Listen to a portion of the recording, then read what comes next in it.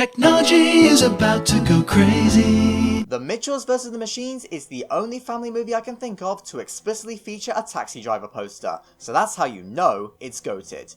But yeah, I love this movie with all my heart. I have seen it so many times in the past few years, and I still love it just as much now as I did on my first viewing. And that honestly surprises me, I won't lie. The thing is, due to the fact that this movie is an over-the-top comedy with a heavy reliance on absurdist jokes, I assumed that the film wouldn't hold up for me on a rewatch, as by that point, I would be a lot more familiar with the jokes and would thus find them less funny, and so the movie as a whole would become less engaging and entertaining. But that couldn't be further from the truth. Not only do I still find this movie hilarious in spite of the fact that I know all the jokes off by hand due to my many rewatches, but it also has enough dramatic weight to it which thus allows for the emotions and heart of this film to forever work for me. But before I talk about all of that stuff, let's first go over the pure entertainment value of this film. Put simply, I think that this is the funniest film from this entire list. I'm serious, this film has so many jokes at its side, and the vast majority of them work so well for me. And, as I alluded to before, they still make me laugh even on my 5th viewing or whatever I'm on now. Sure, maybe there's one joke every 20 minutes which doesn't quite land for me, but whenever that happens, there's usually at least 100 banger jokes to balance it out, so it's hardly an issue. It's just the side effect of having so many jokes. So many parts of this movie will forever live rent-free in my head. And this includes every scene with the sweethearts that are Eric and Deborah Bot, and the legendary scenes where Rick tries to use technology and fails in the most spectacular way imaginable. I know I certainly had days like that. Oh, and the fucking Furby scene is one of the most legendary things I've seen in any comedy. It is just so brilliant that I can't even put it into words. And alongside the jokes, the film is also super entertaining thanks to its fun robot apocalypse road trip story, which consistently builds throughout the narrative. And the animation also adds a lot to how much I love watching this film. Because this is a modern day Sony Animations movie, the Mitchells have some of the coolest and most unique looking animation I've ever seen. It's vibrant, it's colourful, it portrays the action in stunning ways, and all of the flourishes of 2D animation give the film so much personality, whilst also reflecting Katie's own thoughts and feelings. But I also like how the visuals here don't feel derivative. Even though this film came from the same studio who brought us the 2.5D style of Into the Spider-Verse, the Mitchell style feels so distinct and different. But I don't really need to explain why it feels different, as it's immediately obvious if you look at the two films side by side. And this variety is so cool to see. And it's also cool how this film continues to feel unique with its presentation, even after more recent releases like K-Pop Demon Hunters. Side note, but I cannot wait to talk about that film when it is inevitably nominated for next year's award. But back to this film, the style of animation feels so unique and I love it. As you can probably tell, I'm a massive fan of this 2.5D style of animation. I don't know if it has a proper name, but that's what I'm calling it. It combines the best aspects of traditional and CG animation flawlessly in order to give us some of the most visually striking, gorgeous animated movies from recent years, and I cannot wait to talk about and gush about the other nominees which also feature this style. Anyway, moving on from the animation, the final thing I want to discuss regarding the entertaining qualities of this film are all of the little movie references here. Now, whilst I may have criticised films like Shark Tale for including random movie references, The Mitchells nonetheless gets away with having it, because the references make sense within the narrative. Because, you know, Katie is a film fan, and film fans make film references, so it just makes sense for her to bring up things like James Bond, Mad Max, and Dawn of the Dead. My favourite. Plus, I also loved all of the more subtle film references included here, which can lead to film fans like me doing the DiCaprio point throughout the film. I mean, I already mentioned the Taxi Driver poster, but alongside that, there's also all of Katie's movies which feature a plethora of references, including one to Portrait of a Lady on Fire, which is canonically her favourite movie if this Letterboxd account is anything to go by. And this film being a favourite makes perfect sense to me because it's an iconic queer art house movie, which just fits Katie's vibe to a T. Although, my favourite subtle film joke was one I only very recently noticed. In this scene where Pal is scanning for flaws within the Mitchell family, one negative trait which pops up is a comment simply stating, "only pretends to like Fellini." This is most definitely referring to Katie, and the fact that she must not be the biggest fan of Italian director Federico Fellini, who is a very famous and popular director amongst cinephiles who brought us such films like 8½, which Tarantino definitely didn't rip off. And because he's so popular, Katie doesn't want to admit that she doesn't like him very much, and so only pretends to like his work. That's very realistic. Every film fan has done that at some point. I spent a good year of my life pretending to like Godard after all. It's such a subtle gag, but when I noticed it, it really made me chuckle, and it just made sense within Katie's character. And I think all this talk about me loving the film stuff conveniently leads me on to saying that Katie Mitchell is one of the most relatable protagonists I've ever seen. She's my literally me character, if you will. Therefore, I find it so easy to connect with her as a character. I mean, for goodness sake, she's the quirky member of the family who's obsessed with films, makes weird videos on the internet, and is in university to study film production. That's literally just like me for real, and that is no exaggeration. I never thought I'd see a nerdy film fan in an animated movie like this, but I love the fact that she's here. This film definitely hits different when you're also a film student at university. But I don't just love Katie because she's the only person my age who would understand me if I start talking about iconic French cinema, as she's also got a lot of struggles which I personally connected with. For example, she felt out of place in school due to her quirky personality and weird interests, but was really excited by the possibility of being with her people in university. That's such a simple little detail to include within the opening exposition, but it adds a lot to her character, and instantly allows for me to connect with her. And speaking of simple little things which add a lot to Katie's character, I love the way that this film handles her sexuality. Now, it's pretty obvious to anyone that Katie is not straight, and this can be seen through things like the pride pin she wears throughout the movie, the fact that one of her director heroes is Celine Sciamma, and also through the comment that Linda makes at the end where she asks whether Katie and Jade are a thing. So yeah, the film is pretty open about her sexuality, but it's not in your face about it, as it's not her sole personality trait. It's a part of her character, no doubt, but she's not defined by it. The film still treats both her and her sexuality as something completely normal, and I think that's great. For me, the best kind of representation is the kind where it's predominantly present, but no one feels the need to draw attention to it. It's normalized, and that's what makes it great. I didn't see Sony bragging about their openly gay protagonist in the same way that Disney brags about, I don't know, live action LeFou dancing with a guy for 1 second. So yeah, Katie's cool and I connect to her a lot in many ways. But she's not the only member of this family. This is called The Mitchells vs. the Machines after all, and not Katie Mitchell vs. the Machines. So let's talk about these other Mitchells. First up, Monchi is great. I love this derpy doggo, and the setup and payoff of him frying the robots with his face is both hilarious and satisfying. Linda is such a warm presence within this film. Obviously the film is quite lighthearted in spite of the robot apocalypse, but Linda especially brings so much care to the film. She's very clearly a loving mother who deeply cares about her family's well-being, and that's just nice to see. She's almost like the glue that holds the family together, and that's what strengthens the bond between everyone. She is just a nice presence through and through. And it's also really funny when she goes beast mode at the end. Never underestimate a mother's protective wrath, jeez. And then there's Aaron, everyone's favourite dinosaur nut. Now, I think it's fair to say that the entire Mitchell family are a little bit autistic coded, but Aaron especially fits this so much, and man do I love him and his hyperfixations. What a delight of a character. You know, that seems to be a common thing that I'm saying about the characters here. They are just delightful, whether it's the mother and son, or the gay robots, or the dog. I just love watching them all so much. However, all of this talk of the great characters now leads me on to Rick, who's the perfect counter character to Katie. You see, Katie thrives on technology. She uses that to socialize, and it's the primary thing that she uses to express her art. Meanwhile, Rick is a nature lover. He hates technology and is obsessed with wildlife and the outdoors. It's a very obvious clash in lifestyles, and if I were to describe the character conflict between Rick and Katie to someone who hadn't seen this film, it would probably sound a bit cliche. However, this film makes it work because it ensures that the audience feels some level of sympathy for both characters, thus leading to an even-handed conflict. We sympathise with Rick because he's a caring father who does legitimately want Katie to have the best life, and he's desperate to properly connect with her. Some of his actions are definitely misguided and he should have shown more support for Katie, but he is still good at heart, and we do eventually understand why he acts the way that he does. And oh boy, I'll get back to that later.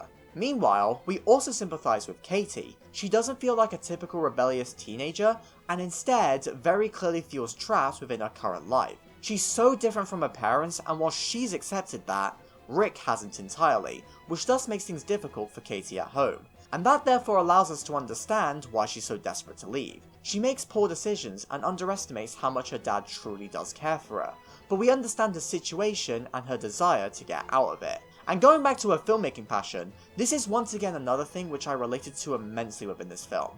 Whilst my parents are now very supportive of my filmmaking dreams, I love you guys, there was still a point where they were a little bit concerned about whether this was the most viable path to take. Like, can I really make a living off of this? Obviously they do still have that worry nowadays, but generally they have a bit more confidence in me. But that initial parental concern is reflected in how Rick initially felt towards Katie's dreams, and this personal connection helped me to sympathise with both characters once again. I understood why Rick was so concerned, whilst also remembering how I felt when I was in Katie's position. You know, the more that I talk about this movie, the more that I realise how personal this film is to me. That's probably a major reason for why it's ranked so highly, to be honest. However, alongside my initial sympathy towards Rick and Katie, the main reason for why they are such good characters is because they both go through a great arc where they learn to hear the other one out. Whilst they still have their own separate skills and goals, they are much more willing to adopt the other person's way of thinking. And this brings about a level of compromise which helps them to work together much better, which thus strengthens their bond. Furthermore, they both come to truly understand why the other is the way that they are. Rick watches one of Katie's movies and not only understands the appeal of them, but he's also given a harsh reality check when he sees Katie express her frustrations within her art. For the first time, he properly listens to what she has to say, rather than taking unnecessary actions to try and fix it, and this therefore makes it easier for him to talk to her and be on her level. Meanwhile, Katie has the most emotional scene of the movie by far. Everything's gone to shit at this point. The parents are captured, the robots reprogrammed, and Katie and Aaron are left alone. And this is all Katie's fault, because she couldn't be genuine and sincere with her own father. But then, she watches some old videos and sees Rick's old log cabin. This was set up earlier in the movie as Linda explained that he built the cabin by hand before eventually having to leave it behind. But in this moment, we get to see why he left. He did it because he wanted to provide the best life for Katie. He was willing to make a difficult sacrifice, all for his daughter, thus showing how much he truly cared. And the wooden moose which he took from his cabin also works wonderfully well throughout the film as a representation of Rick's love. Furthermore, due to the fact that Rick had to leave his dream behind, it makes perfect sense why he's afraid for Katie as she tries to achieve her dream. He doesn't want her to struggle like he did. What this scene does well is show Katie the sincere love that Rick has for her, which is something she didn't give to him in return. And after watching this video, Katie is able to truly understand her father better, and is thus more willing to embrace his ideas, which therefore helps in the final battle. The dual character journey here between two equally flawed yet likeable and sympathetic characters helps to make the film consistently engaging for me, and it makes the final emotional moments hit even harder. There is so much that you can get out of these main two characters, and that is why I find the film so consistently rich and compelling. Not every character here is as deep as Rick and Katie, but they all give the film so much personality and it wouldn't feel right without them. Although, I have been neglecting to talk about one other character, and that's Pal. I love Pal as a villain. Not only is she played by Olivia Colman, my queen, but she's also really entertaining, yet menacing at the same time. However, she also does a great job at reflecting another theme of this movie, all about the issues of tech monopolies ruling the world. Due to the presence of a robot apocalypse at Silicon Valley, it's pretty clear that this film is against megacorporations like Apple and how it's controlling all of our lives. And these criticisms were really great to see here.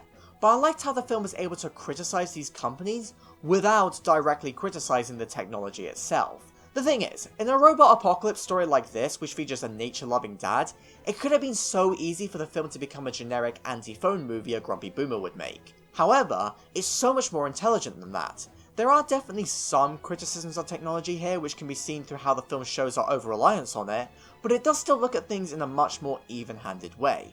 And this can be seen through the fact that it was ultimately technology, specifically Katie's Dog Cop movie, which saved the day in the end. Furthermore, Eric and Deborah Bart are nice characters, in spite of the fact that they are some of the so-called evil technology here.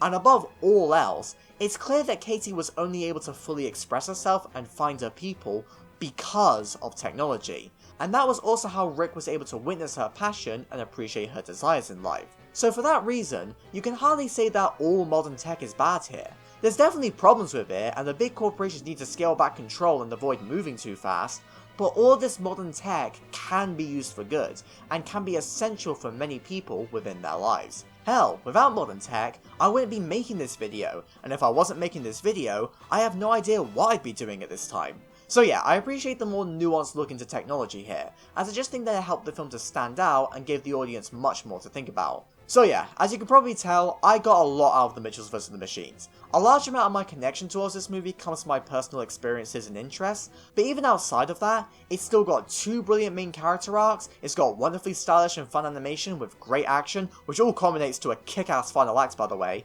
and it is consistently hysterical. I cannot get over how funny this film is. I am jealous of this film's comedy. Although I will admit that my one minor flaw with this film is the fact that there's a really powerful speech about family that Katie gives near the end of the film, which is unfortunately undercut by a joke with Howl. It's moments like this where I wish the movie scaled things back a tiny bit. But thankfully, this didn't happen too much. I mean, the cabin scene was left restrained, and that's all that really matters to me. But outside of that one tiny issue that I have, I absolutely adore this movie, plain and simple, and I will continue to rewatch it in the years to come. Here's hoping that Katie Mitchell will win a well-deserved Oscar one day. It's a shame she didn't win one for this movie though, as it is definitely my favourite of the 2021 batch. But oh well, she'll win something one day. Also, I am now really excited for that newly announced sequel to this movie. He's fallen in the water! And the Oscar goes to... Flo! Flo? Yeah! Good old Flo! Woo! Good on you, Flo! Yeah, I think my raw reaction made it pretty clear that Flo winning the most recent Oscar for this category was pretty damn cool. It is without a shadow of a doubt the most unique win in the category's history, and certainly one of the most significant. I mean, stylistically, it's obviously quite different from your average Disney win, as it's much more slow-paced and, dare I say, art-housey, and even if it may be somewhat similar to the Studio Ghibli films, it still stands out as it is the only dialogueless movie to win this award. But the main reason for why this film's win is so unique and significant is because it's the first independent film to ever win this award. All of the other winners came from big famous studios like Disney, DreamWorks, Ghibli, Netflix, Aardman, and even Nickelodeon. And they all come from major countries within the film industry, especially the animation industry, such as the US, UK, and Japan. But Flo isn't like that. Instead, it's a little movie from Latvia, which is a country without a proper animation industry, and it was animated in Blender, a free software just so you know, by a small team with a €3.5 million budget. Any other animated movie like this would normally make a very small splash overseas. Maybe some adventurous animation fans will love it, but most people will probably not be aware of its existence. If it's lucky, maybe it will get an Oscar nomination, but there is no way in hell that it would win, especially against a big studio. I mean, it was up against The Wild Robot for goodness sake, a major DreamWorks feature which received an overwhelming amount of acclaim from so many. That movie was guaranteed to win the award. But then this little cat from Latvia just swooped in and surprised everyone by actually winning. And that is so fucking cool.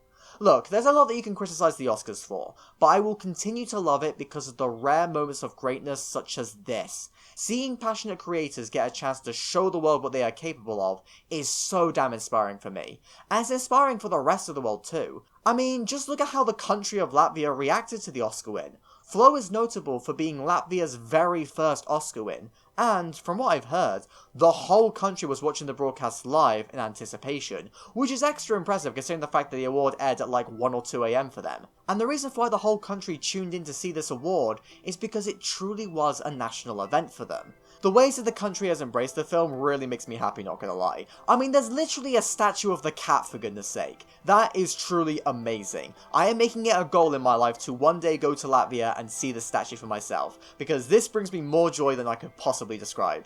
And it's for all of these reasons that Flo's win is one of the wins from this category which makes me the most happy. And that's surprising to say considering the fact that it's only my third favourite film from the 2024 batch of nominees. I mean, don't get me wrong, I still think it's a wonderful film. It's just not quite my personal favourite. However, that really doesn't matter for me because I was ultimately rooting for this film to win as soon as I saw that video where director Ginse Baladis reacted to his 2 Oscar nominations with his dog. Oh yeah, this film got a Best International nomination too if you didn't know.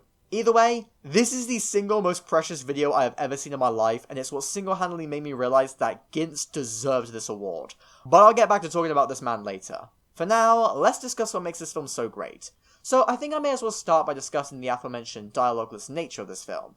Now, I've made it no secret within this ranking that these kinds of movies don't always work for me. Sometimes I find the silence a bit unnatural feeling and thus kind of distracting, and these kinds of movies just don't always engage me. But that's no slag towards any of them. They are still really good and really well made. I just personally struggle to get engaged with a lot of them. Besides Shaun the Sheep because that movie's funny. However, Flow doesn't fall into these same pitfalls for me, and is instead my favourite dialogueless movie. Now, there's many reasons why this film worked for me whilst others didn't, and I say that right off the bat. I just thought that there was a lot more going on here. Instead of the film being 90 minutes of characters meandering around in silence, there is a very clear idea of where the narrative is heading. The biblical flood immediately sets the stage for this film very well, and it adds a lot of intensity right out of the gate. And throughout the runtime, little plot lines are introduced which create feelings of tension, drama, comedy, or wonder. The film is constantly moving in spite of its slow pace, and that helps me to remain engaged. The clear forward momentum is what keeps me going here. But the main reason for why this film works for me is because of the characters. Now personally, I find it a lot easier to engage myself with a movie which features characters who don't talk, if the characters are animals who normally wouldn't talk. With silent humans, it feels a bit unnatural, unless the film features a character who's alone and without someone to interact with, like in my short film for instance, forgive the cheeky plug. However, with animals, it feels a lot more natural than if they talked. Now, I've obviously made it no secret that I have a soft spot for talking animal movies, but I equally appreciate when a film is restrained enough to not make them talk when they don't need to, and Flow's a great example of that. We don't need to hear the animals talk, as simply seeing their actions is enough. At points, Flow feels more like we're watching a nature documentary, as we're just observing these animals doing what they gotta do. And it's honestly delightful to watch, because this movie is just so damn cute. I already love cats, but my goodness, the cat in this movie is freaking adorable. In fact, all the characters are just super cute and everything, and I love them. This has just reinforced my theory that every movie would be better if it was about animals. But the main reason for why this cast of cute critters are so great to watch is because they are legitimately great characters. These aren't just animals doing animal-like behaviour as if they're in Springwatch or something. Instead, these are well-defined characters with clear personalities, and so it's very easy to engage with them like you would with any character. The visual storytelling through the body language is all that's needed here for an audience to understand how these characters are feeling within each scene. We understand their relationships with one another and their flaws which they may need to overcome, and all of them stand out from one another. Even though they don't talk and don't even have names, I can still very clearly distinguish between all of them and talk about the things that I liked from all of the main cast. And that's exactly what I'm going to do. I'm going to talk about all of the characters. First up, I love the capybara because they're so damn chill. The world may be going crazy, but the capybara remains relaxed even whilst other characters argue or panic. It's a very fun contrast and it makes him the kind of cool character we all aspire towards. And then there's the lemur, who's the complete opposite. They are a kleptomaniac hoarder who's obsessed with their little trinket of goods, so much so that they can occasionally act like a bit of an arsehole. But a very entertaining arsehole, I must stress. I got a lot of enjoyment out of watching the lemur's shenanigans. However, they do still have a nice little arc near the end of the film where they actively choose to stop showing off their broken mirror and instead go with the cat. They make the decision to stop bragging for attention and to instead go with those who actually cared for them for reasons beyond the trinkets. In the grand scheme of the film, this little arc is quite minor, but it really adds a lot of depth to this character, and I just love seeing it. Now, the dog definitely isn't as deep as the lemur, but they do also provide the film with a lot of entertainment as well, as they are just precious. They have a fantastic and thankfully not cliche dynamic with the cat, and are just a delight to watch throughout the film. A dog may be a man's best friend, but this dog was a best friend to all the animals. The other dogs are arseholes though. And finally, in terms of the secondary characters, we've got the bird, who had a very surprising character journey. Now, throughout most of this film, they acted as the natural leader of the group. They were skilled enough to steer the boat, and was the one who often had to keep the other animals in check and break up fights. Now, this would be fine on its own, but the film adds a lot of tragedy to this character. For example, they only joined the group because the other birds purposefully broke their wing after they got into a heated fight after the bird spared the cat's life. It was upsetting to see this bird abandoned and left behind by their own kind, but at least they soon got to spend time with a newfound family of sorts. That is, until that scene on the mountain. Wow, that's all I could think of when I saw it. What a truly beautiful moment. Whilst nothing is explicitly said, it can be inferred that within this scene, the bird dies and ascends to a heaven of some kind. The imagery looks very heavenly, the gorgeous music in this moment feels otherworldly and tragic in a way, and this reading also explains why the cat was left behind. the cat isn't dead yet, so it can't ascend to the afterlife alongside the bird. Now normally, a character staying alive is a good thing, but this scene shows the deep sadness that can still occur even if you are alive, because staying behind whilst a close friend passes away and leaves you is heartbreaking. You know you can never see them again, and you desperately wish in the moment that you could go with them, but that's just not possible. That's what ultimately moves me about this scene. It's a very unique presentation of death and the journey to the afterlife, but it's an emotional moment nonetheless. When I first saw this film, I admittedly didn't know what to think of this scene, but when I got a chance to rewatch it in a cinema, oh man, this scene made me cry so much. It is such a powerful moment, and as I said, it gives the bird a lot of tragedy as a character, which thus adds a lot to their overall journey within the film. However, whilst all of these characters are great and have interesting arcs, the cat is still the star of the show for me. They have the most clear and substantial character journey of the whole movie, and there's a lot of subtleties within their performance, I guess, which really help to show their growth as they change and develop over the course of the film. And this growth can primarily be seen through the cat's changing relationship with the water. Now obviously, cats stereotypically do not like water, and this cat is no different. They start off the movie desperately trying to avoid it, and whenever they fall in, they really struggle. They're not the best swimmer, and so often find themselves panicking and nearly drowning at points. Side note, but every time the cat fell in the water, my anxiety went through the roof, and I have no idea why. I felt more concerned about this cat getting a little bit wet than I did for humans in most war films. However, over the course of the film, the cat grows more comfortable with the water.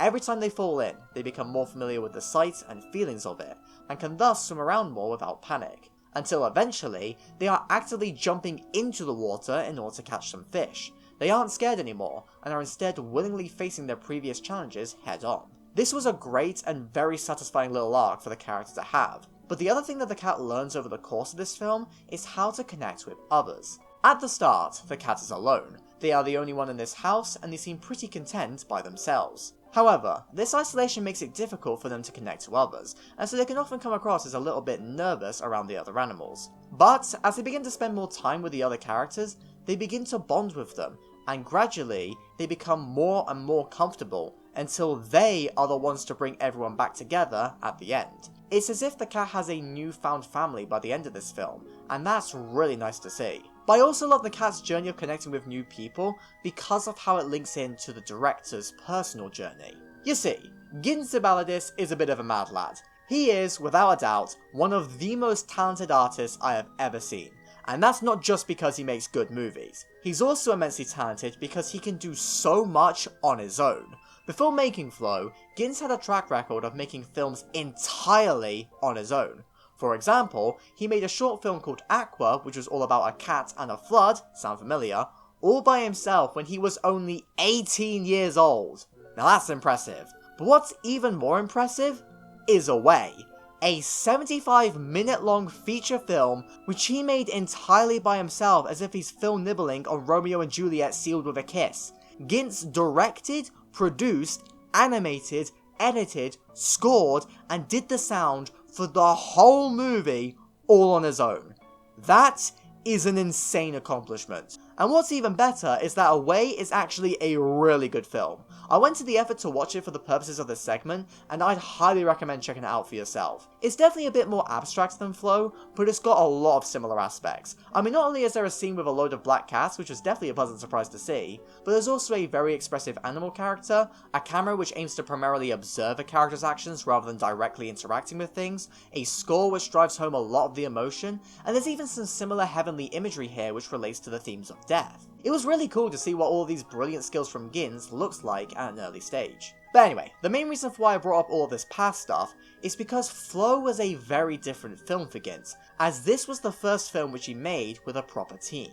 He worked with a large variety of French distributors for a start in order to get the film more attention and a bigger budget, and he also worked with other animators for the first time. Which therefore means that Ginz now had to actually direct other people for the first time. And yeah, speaking from experience, it is surprisingly hard to convey to other people your vision when you're so used to working alone. So I wasn't exactly surprised when I heard Ginz say that he was quite nervous about having to lead a group of people who he didn't personally know. And because of these feelings, Ginz has said that he found himself really connecting to the cat's journey of learning to work with others after so long of being content on their own. And I think this connection is a really interesting one, which adds an even greater personal touch to the film, and it just reinforces why I also connect so much with the cat as a character. However, there's more to this film than just the characters, as I also love the bizarre world shown here. The world of Flow raises so many questions. Like, we've got all this clear human influence, but there's no humans to be found anywhere. Why is that? Did they all die, or did they just abandon this area suddenly? Nothing within this movie looks particularly old, so it's not like these places have been abandoned for years, as things like the Cabin at the Star look exactly like something you'd see in our world. It's almost as if the humans who once occupied it just disappeared one day not too long ago. But why? This world makes no damn sense! Compels me though. I genuinely do not care that I have no idea what happened to this world. The mystery is what's more intriguing to me, and this mysterious world just added so much to the atmosphere of this film, and it really helped it to stand out even more. I wouldn't have it any other way, and I'm perfectly happy not getting answers to some of the big questions of the movie, like where the biblical flood and resurfacing of the land came from. I'm perfectly chill accepting it as just an act of God. Now admittedly, the open-ended and unexplained aspects of the film did lead me to initially feel a bit confused by the ending, but I didn't mind too much here as the atmosphere was strong enough to keep me invested in spite of any confusion. Plus, I began to understand the ending of this film a lot more over time. The film ends with the land raising up from the depths of the water once again. And normally, this would be a good thing. These animals are more adapted to the land, and after all of their perseverance on the boat and on the cliff, they have finally reached a satisfactory end to their journey. Yet, all is not well. Throughout this film, we got the chance to witness a whale appear within many scenes. It's a very striking sight, and it's super cool to see the ways that the whale thrived within the flood, as it can now swim around freely due to the increase in water, which thus means that I got the chance to experience this Venetian-style city. Whilst the other animals were struggling, the whale was doing pretty well for itself. However, once the land returns, the whale is now the one suffering, as it can't survive on land, and eventually, it dies. It's a very upsetting way to end the movie, but it shows how things in life inherently benefit some people over others. When you're thriving, there's a chance someone else is suffering. It's an upsetting thought, but it was a really interesting thing to bring attention to within this film. So overall, I adore Flow so much. It is an absolutely adorable movie which manages to remain engaging and immersive for me. Admittedly, there are still a few moments here and there where I'm not 100% engaged, but these moments were absolutely the minority. For the most part, I was immersed within this film thanks to its compelling, entertaining characters, unique story beats, and gorgeous visuals. Man, I have not praised the backgrounds of this movie anywhere near enough. It's a film which is honestly one of the most human films I have ever seen, in spite of the fact that it's about animals, as said animals are just so relatable, easy to connect with, and full of heart. In fact, this whole movie is full of so much heart and passion, and that really adds a lot to my overall enjoyment. What can I say? Ginz is a treasure, and he deserved all of the awards that this film gave to him. I cannot wait for his future projects, and I cannot wait to see the future of this award, as there's a chance that more gems like this will have a chance to win in the future, and that will be so damn cool to see. And even if that doesn't happen, I'm at least happy that Flow got its chance in the spotlight. And with that segment complete, we have now reached a significant milestone. We are finally in the highest tier for this list. Whilst I obviously adored the last few films I discussed, these final 18 are another thing entirely. For me, these are the 10 out of 10 films, or the 5-star films, or whatever you want to call them. I truly think that these films are near perfect. They are some of my favourite movies of all time, and I adore them with every fibre of my being. And so, ranking these films was a real pain in the cojones. I love them all so much, and it just felt so wrong to put one above the other. But I eventually found a way to rank them, and let's just say that this part of the list is the main reason for why I mentioned at the start that this ranking was based entirely off of subjective opinions, as that was really the only way that I could place these final films together. I really had to base things off of my personal preference on which films inherently appealed to me more, and which films I got a bigger reaction out of. This therefore means that the ranking moving forward is even more personal to me, and me alone, than it already was. So this could mean that there are a few upcoming films which you think are ranked a little bit too low. But honestly, don't think too hard about it. I do still adore all of these films at the end of the day, and I want you to remember that fact. the rankings for these final films could be completely altered and not much would really change. The placements here do not matter in the slightest. I'm just now using this ranking purely as an excuse to talk about a load of movies which I consider to be masterpieces. And speaking of which, let's get on to talking about these masterpieces. I'm coming too! No! You're Vincent van Gogh. Due to the fact that I'm an animation fan, it's probably no surprise to any of you that I love traditional art. Or should I say that I love the aesthetic qualities of art. I am trying to learn how to draw myself, but I've obviously still got a ways to go, so I wouldn't personally call myself an artist in the same way that Picasso is. But either way, out of the many artists to exist throughout history, one of my personal favourites has always been Vincent van Gogh. Apologies if I butchered the pronunciation, I really did try to get it right. I just adore his work so much. I've always been a fan of this more expressive, impressionistic style of painting which aims to enhance the look of our world in order to make it look as beautiful as how we feel about it. And Vincent is a master at capturing these feelings within his work. His art is able to make anything from a cafe terrace at night to a wheat field with crows to some sunflowers look incredible and unlike anything I've ever seen before.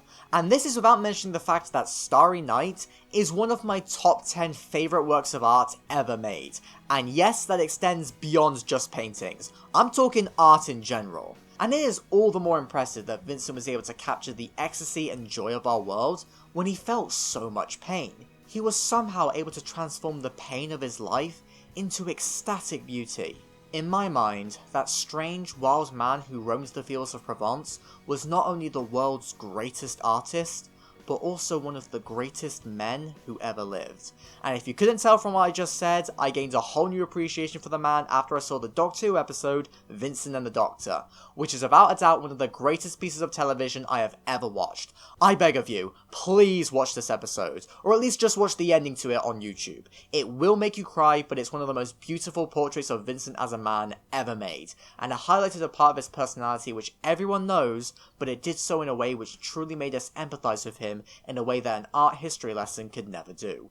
Whilst I do adore Vincent's artwork, I am equally as touched by his personal story, and the tragic way that it ended. And because of my love for both Vincent the artist and Vincent the man, I knew before I even started this marathon that Loving Vincent would be one of my favourite films from this whole list. And this is because it doesn't only shine a spotlight on Vincent himself by telling a compelling story which highlights the struggle that he went through in his final days, but every frame is also able to showcase the beauty of Vincent's art. And I do literally mean every frame. Like other rotoscope movies, this film is made in live action first, until a group of animators essentially traced over the footage frame by frame in order to give us a more realistic feeling animated experience. However, this film is no normal rotoscope movie, as these frames were specifically hand-painted by over 100 artists to look exactly like the classic Van Gogh paintings.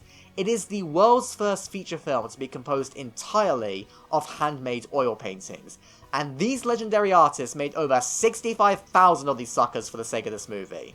Although only around 1,000 still survive, as many of the canvases were reused. Either way, this is hands down one of the most impressive technical achievements for any film ever made. I have no idea how something like this could even be pulled off successfully, but I'm so glad that these artists embraced the risk and gave us one of the most stunning movies that you can possibly see.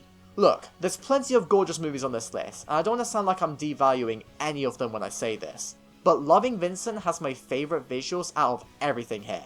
I just can't get over the fact that every frame is literally a painting, and I'm obviously ecstatic by the fact that the inspiration for these paintings came from one of my favourite artists. It's hardly a surprise that this film just made me so happy through its visuals alone. I mean, when the movie literally started with Starry Night, I knew for a fact that it was going to become a favourite of mine. And Starry Night isn't the only direct Van Gogh inspiration here, as many of the frames within this film were directly inspired by the real Van Gogh paintings, which thus makes the film a really fun watch for any fans of his work who can spot the familiar images. Also, it was nice of the film to include the reference paintings for the different characters within the credits. Despite being a fan of Van Gogh's work, he painted a lot of stuff, so I'm obviously not familiar with his entire body of work, so it was cool to see the inspirations given some attention here. Although I did obviously know about some of these character inspirations, like Vincent's self-portrait, as it's one of my personal favourite pieces that he did. mind. I mean, not only is that background stunning, but I also really respect the fact that Vincent was willing to represent himself with the same eye for beauty that he had for others, in spite of his own self-doubt and depression. Sorry, I got distracted talking about the art. Let's get back to talking about the movie. So yeah, the movie's visuals brought me euphoria, and it also confirmed my belief that Saoirse Ronan is in fact a living work of art. That's the fun thing about rotoscope movies. You're usually able to recognize any familiar actors by their face alone, because the characters are directly modelled off of them, and that's why I was also able to recognize the late great Helen McCrory within this film. Also, I just realized that when talking about the visuals, I didn't even mention the black and white scenes which are set in the past here. Whilst they're obviously not as striking as the coloured paintings, they still look great and are often very easy to confuse for being live action. That's a very unique compliment I can give. However, whilst everyone agrees that the visuals for this movie are 100 out of 10, I have nonetheless heard many people say that the actual film itself is kinda mid. Whilst I will concede that the Doctor Who episode is better than this movie, even if visually it's not entirely held up, I still adore Loving Vincent for what it is and what it sets out to do.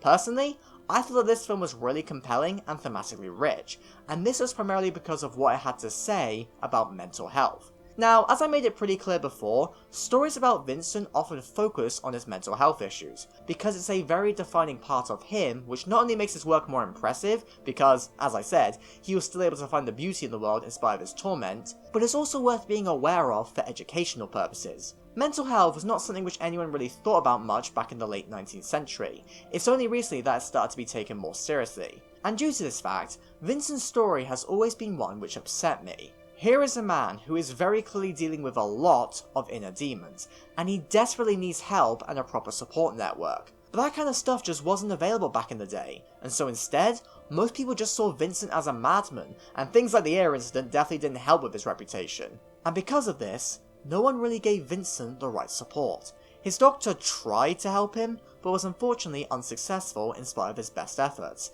and so it's no wonder why Vincent felt so alone and thought that everyone would be better off if he wasn't alive. This was a comment which was directly mentioned by Vincent within this movie, by the way. Vincent directly told his doctor that it wasn't their fault that he was struggling and not getting any better.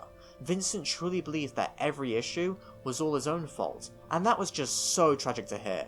Whilst we obviously know all about Vincent and his story thanks to the wonderful works he left behind, it doesn't change how much he suffered in his life, as I can't help but wonder how many people found themselves in a similar position as Vincent, but have since been forgotten by history. And I also can't shake up the feeling that this is still an issue nowadays for so many, even in spite of the progress that has been made on mental health research. And so, with this thought in mind, I just want to pause the video for a sec to tell all of you watching that no matter who you are loved by those around you and by me. I may not know you, but I do know that the world is a better place with you in it. And no matter what you may think about yourself, you need to remember that it's not your fault. I don't know if any of you needed to hear that today, but I thought I'd say it anyway. It's all I could think to say whilst talking about this film.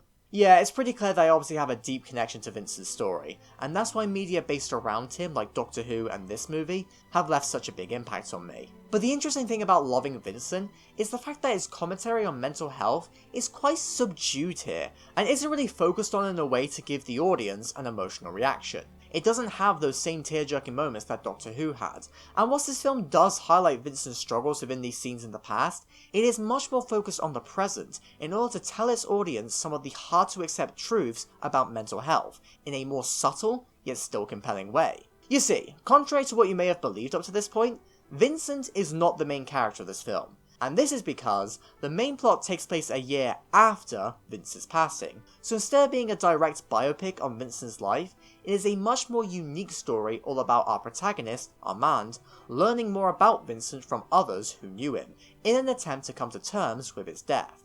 And this is where the film becomes really interesting, as it essentially ends up becoming more like a mystery film, as Armand begins to suspect that Vincent didn't actually kill himself, and was instead murdered. He questions those who knew him in his final days, and he comes across some compelling theories which do seem to run counter to what the official police report says.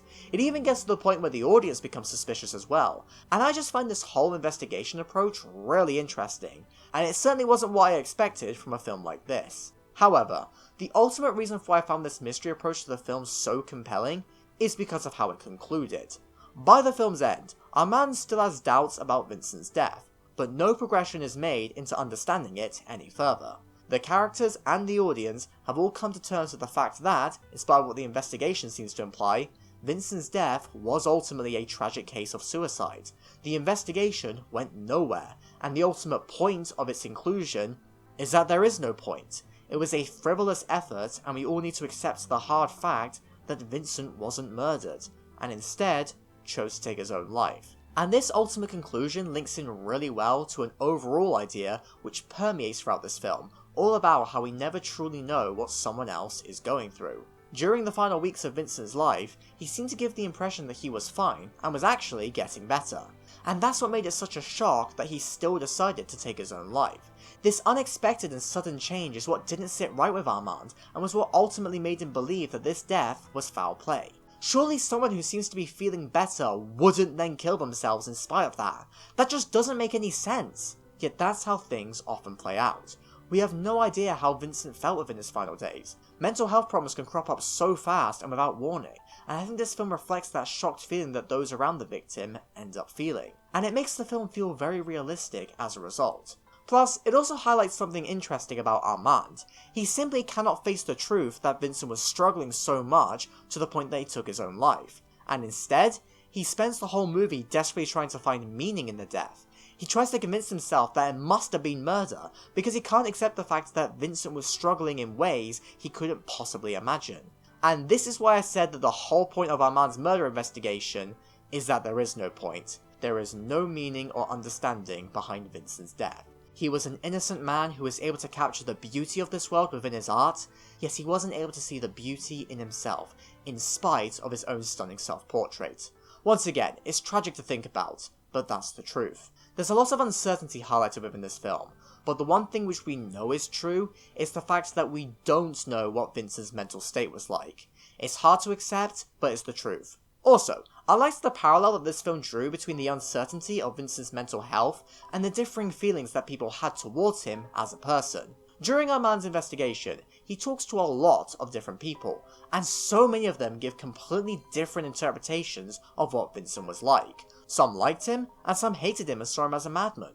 And because none of us knew Vincent personally, we've only got these comments to go off when trying to understand the man. Whilst I personally believe that Vincent was a good man who people only hated because they didn't understand him, I've got no concrete evidence to back that up. That's just a personal belief that I like to have. And I think that this film does a great job at showing these ideas of uncertainty within many points. And thanks to all these interesting ideas and themes, I thought that Loving Vincent was a really compelling movie which I got a lot out of, and I think I would have still loved it even if it wasn't for the animation. The movie is so much more than just its visuals. Although, the look of this film does still massively enhance the overall experience for me, as not only does it make the film look stunning throughout, but it's also able to reflect Vincent's passion for art within every moment. Even though he's dead for the majority of this movie, his impact and presence is still felt constantly. I know some people didn't like the fact that this movie wasn't truly about Vincent, but I personally think that there was enough interesting stuff here which was based around him that I didn't mind. Plus, this more unique story helped the film to stand out to me in comparison to the Doc 2 episode, which was more specifically about Vincent himself. Also, I should probably say that the reason for why I slightly prefer Vincent and the Doctor to Loving Vincent is purely because I personally preferred the more emotional approach to the story that the episode took, in comparison to the more intellectually challenging and profound approach that this movie took. But both media pulled off their respective stories about any issue, and my personal preferences can't change that fact. I still personally believe that Loving Vincent is an absolute masterpiece both visually and thematically, and I beg of you all to watch it, especially if you love Van Gogh as much as I do. Wow, what a way to start off this tier of the ranking. Miguel, how are you, my dear? I am sad. Okay, so I stand by the fact that Loving Vincent is the most gorgeous looking and impressively made movie on this list. But, if we look exclusively at just the CG animated films, then I think it's fair to say that Spider-Man Across the Spider-Verse dominates here. Whilst it's not my personal favourite looking CG movie on this list, it is definitely the most impressive. I mean, just look at it. Look at everything that's going on here.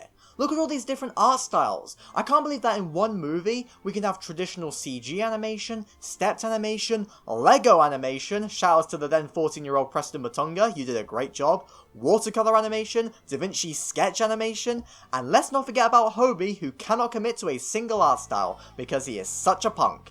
It's great for his character, it makes for interesting visuals, but man do I feel bad for the animators whenever I look at him. Yeah, for as great as the movie looks, it definitely doesn't justify the mass crunch hours that are put on the animators. We all know this. Either way, from a purely aesthetic point of view, this movie just leaves me in awe. Although I am well aware that there are many people who find this film a bit overwhelming visually. There is so much going on here that it's hard to keep up, and I can see why, for some people, it's a bit too much overstimulation. I personally didn't feel it, but I totally understand why some other people do. Hell, the overwhelming nature of this film is actually the main reason for why there are other CG movies on this list, which I personally prefer the look of, even if this film is obviously the more technically impressive film. But either way, I cannot understate how much of a visual treat this film actually is. I was always excited to see how all the new worlds looked, and the action here was so damn exciting throughout. From the opening, to Miles' fight with Spot, to the stuff in Mumbattan, to that final chase scene, which probably stands as one of the single most impressive sequences to ever come out of animation, and rightfully so. Furthermore, there's so many shots from this film which continue to stick in my head. I especially loved this upside down shot. My goodness, I think I felt euphoria watching this moment in the cinema when it came out. The cinematography on this movie is just so damn good. Oh man, I love it. More people need to give some appreciation to cinematography within animation. I don't see it brought up nearly enough. So yeah, this movie looks really cool. We all know this. But the main reason why this film is ranked so highly isn't just because of its visuals, as this film is not all style with no substance. Instead, alongside having cool visuals, it's also a really engaging, fun, exciting superhero story. Now, I'll fully admit that nowadays, I'm not huge on superhero stuff, especially from Marvel. I used to like it, but I eventually grew sick of the endless barrage of content post-Endgame, and even the older stuff I care less about now, as too many of the films feel quite formulaic and dull for me, and I also find the in-house overly CGI directing style of the films quite unappealing personally. But there are exceptions, as there's plenty of Marvel films which I love, from the Winter Soldier, to the Guardians of the Galaxy movies, to the Spider-Man stuff, especially the pre-MCU Sam Raimi films. All of these films remain cool to me, and they also feel distinct from all the other superhero stories out there. Plus, I just find their stories more interesting. I love the found family storyline of the Guardians, the espionage story of the Winter Soldier, and especially the more down-to-earth adventures of Spider-Man. And the reason why I brought up that latter point is because superhero stories just generally don't interest me as much nowadays, purely because I've grown to appreciate more low-key, interpersonal stories which I can connect to on a deeper level. And it's for that reason that, in spite of my changing opinions on the genre, I continue to have a soft spot for Spider-Man, because he's such a normal feeling superhero. The story of Spider-Man is that he's a regular kid who got powers by chance, and then uses that power to do good in the world. It's a really inspiring tale which paves the way for the character to deal with a lot of relatable issues which the audience can connect to. Look, I do love a lot of the other main Marvel heroes, especially Steve Rogers, but I've always had more of a connection to Spider-Man because of how down-to-earth he feels. He's not a billionaire, he's just a normal teen. And it's for this exact reason that I still love the Spider-Verse movies, in spite of my general indifference towards Marvel and superhero movies nowadays. The Spider-Verse movies work for me because I not only already love Spider-Man as a character, but these films truly understand what makes him so great, for not just me, but for so many other people. In spite of the fact that these films focus on Miles Morales rather than Peter Parker, who we're all already familiar with, the appeal of the character remains the same, as these films spend so much of their time making Miles feel relatable and easy for the audience to connect to.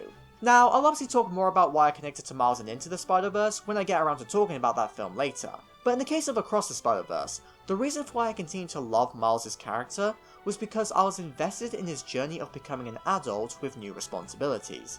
At this point in his life, he's having to balance a load of stuff at once, from school, to parents, to his role as Spider-Man, and he's only barely coping with it all, and in some cases, the wide barrage of different stuff only makes things worse for him. This is a storyline which I've connected to a lot recently, as, thanks to uni, I now have a lot on my plate, and learning to balance my time this much is difficult. And because of this, it's nice to see that even superpowered individuals like Miles also have to deal with these issues. It really grounds him and helps us to connect with him even more. In fact, I feel like the first half of this movie does a great job at creating this connection to him. A good chunk of this movie isn't even spent within the Spider-Verse, as time is instead spent to bring humanity to Miles once again, which thus allows for the audience to truly care for him and his struggles later on when things become more dramatic. Because we get time with characters like Miles and Jeff in both the first movie and the start of this one, we actually care when we hear that Jeff's gonna die, and it's easy for us to root for Miles as he tries to stop it. Furthermore, these more grounded scenes with Miles set up a lot of interesting ideas which are brought up later in the film, like how he wants to do his own thing in spite of what others tell him. His parents don't want him to go too far away from home for college, they're generally quite harsh on him throughout the film, and in general, Miles feels like he can't really control his own life at the moment. Yet, over the course of the film, he grows and learns to do his own thing in spite of what others say. And this all culminates in the climax, where Miles eventually stands up to Miguel and his rigid orders about the canon event in order to save his dad, as he firmly believes that's the right thing to do in spite of what he's being told. Everyone is telling Miles how his story is meant to go, but he's gonna do his own thing, and that's great to see. It's a satisfying arc for his character, which once again links into the idea of him growing into a fully fledged adult. Also, this arc for Miles is really aided by the general anti-establishment nature of the film, which is most prevalent within the character of Hobie. Miles is encouraged by those around him to stick it to the man and fight for what he believes is right, and that is once again an idea which an audience can very easily connect to, especially in this day and age. And that helps to ground this film even further in spite of its wacky multiverse shenanigans. But another reason for why I feel like this film is such a good Spider-Man film is because of what I can only describe as its meta elements. You see, the Spider Society is essentially like a representation of the wider Spider-Man fandom, and the fact that Miles isn't accepted into the society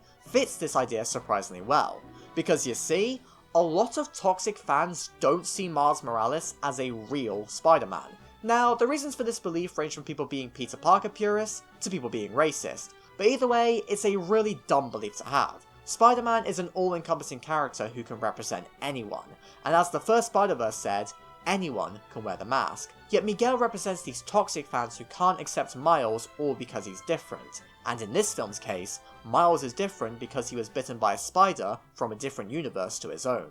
Yet that doesn't change the fact that Miles is still a very powerful hero who deserves to stand alongside everyone else. Miguel's rejection of Miles is really unnecessarily cruel and frustrating to see, and this animosity only came about because Miguel obsesses with the canon too much. And this leads me on to my next meta point. You see, fans care a lot about canon and continuity and whatnot. Not me though, I'm a Doctor Who fan so I stopped caring about continuity long ago.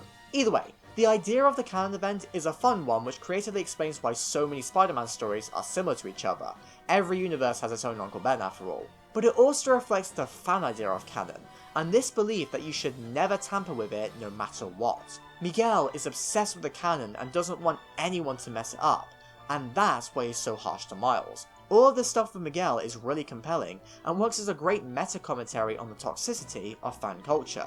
But at the same time, I like how in the context of this film, you can still sympathise with Miguel. He has a valid reason to be so wary of the canon. His treatment of Miles is still cruel, but you understand why the two sides are so opposed. We don't want Jeff to die, but we also don't want Miles' world to be potentially destroyed either.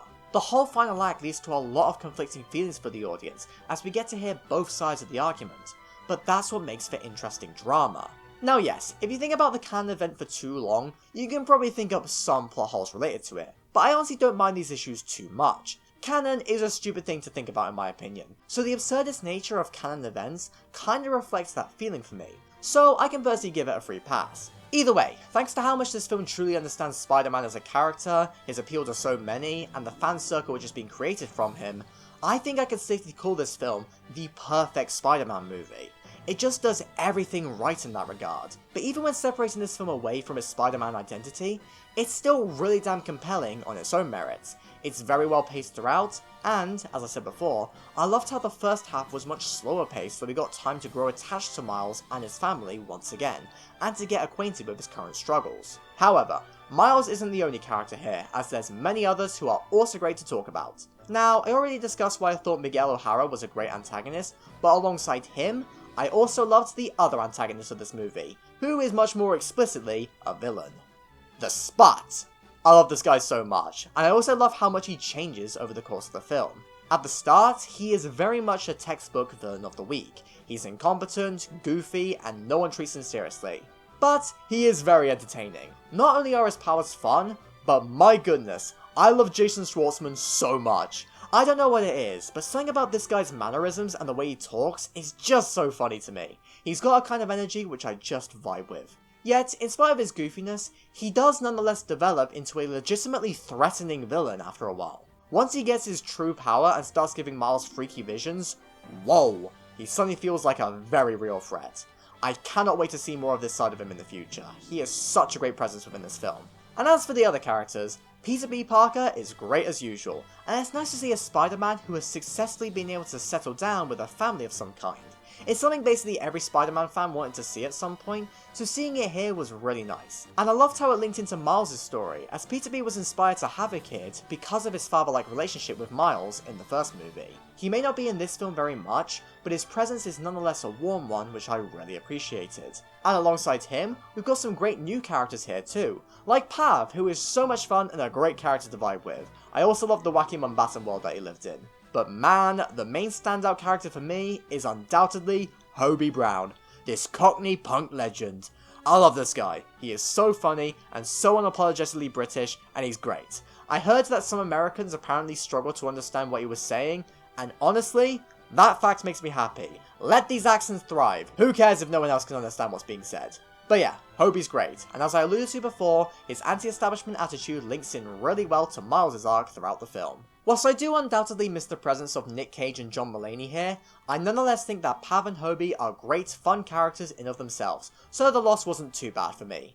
And speaking of fun, man, this film is such a fun ride. Its dramatic beats are strong, but its comedic beats are also fantastic. There's so many moments here which make me laugh just from thinking about them.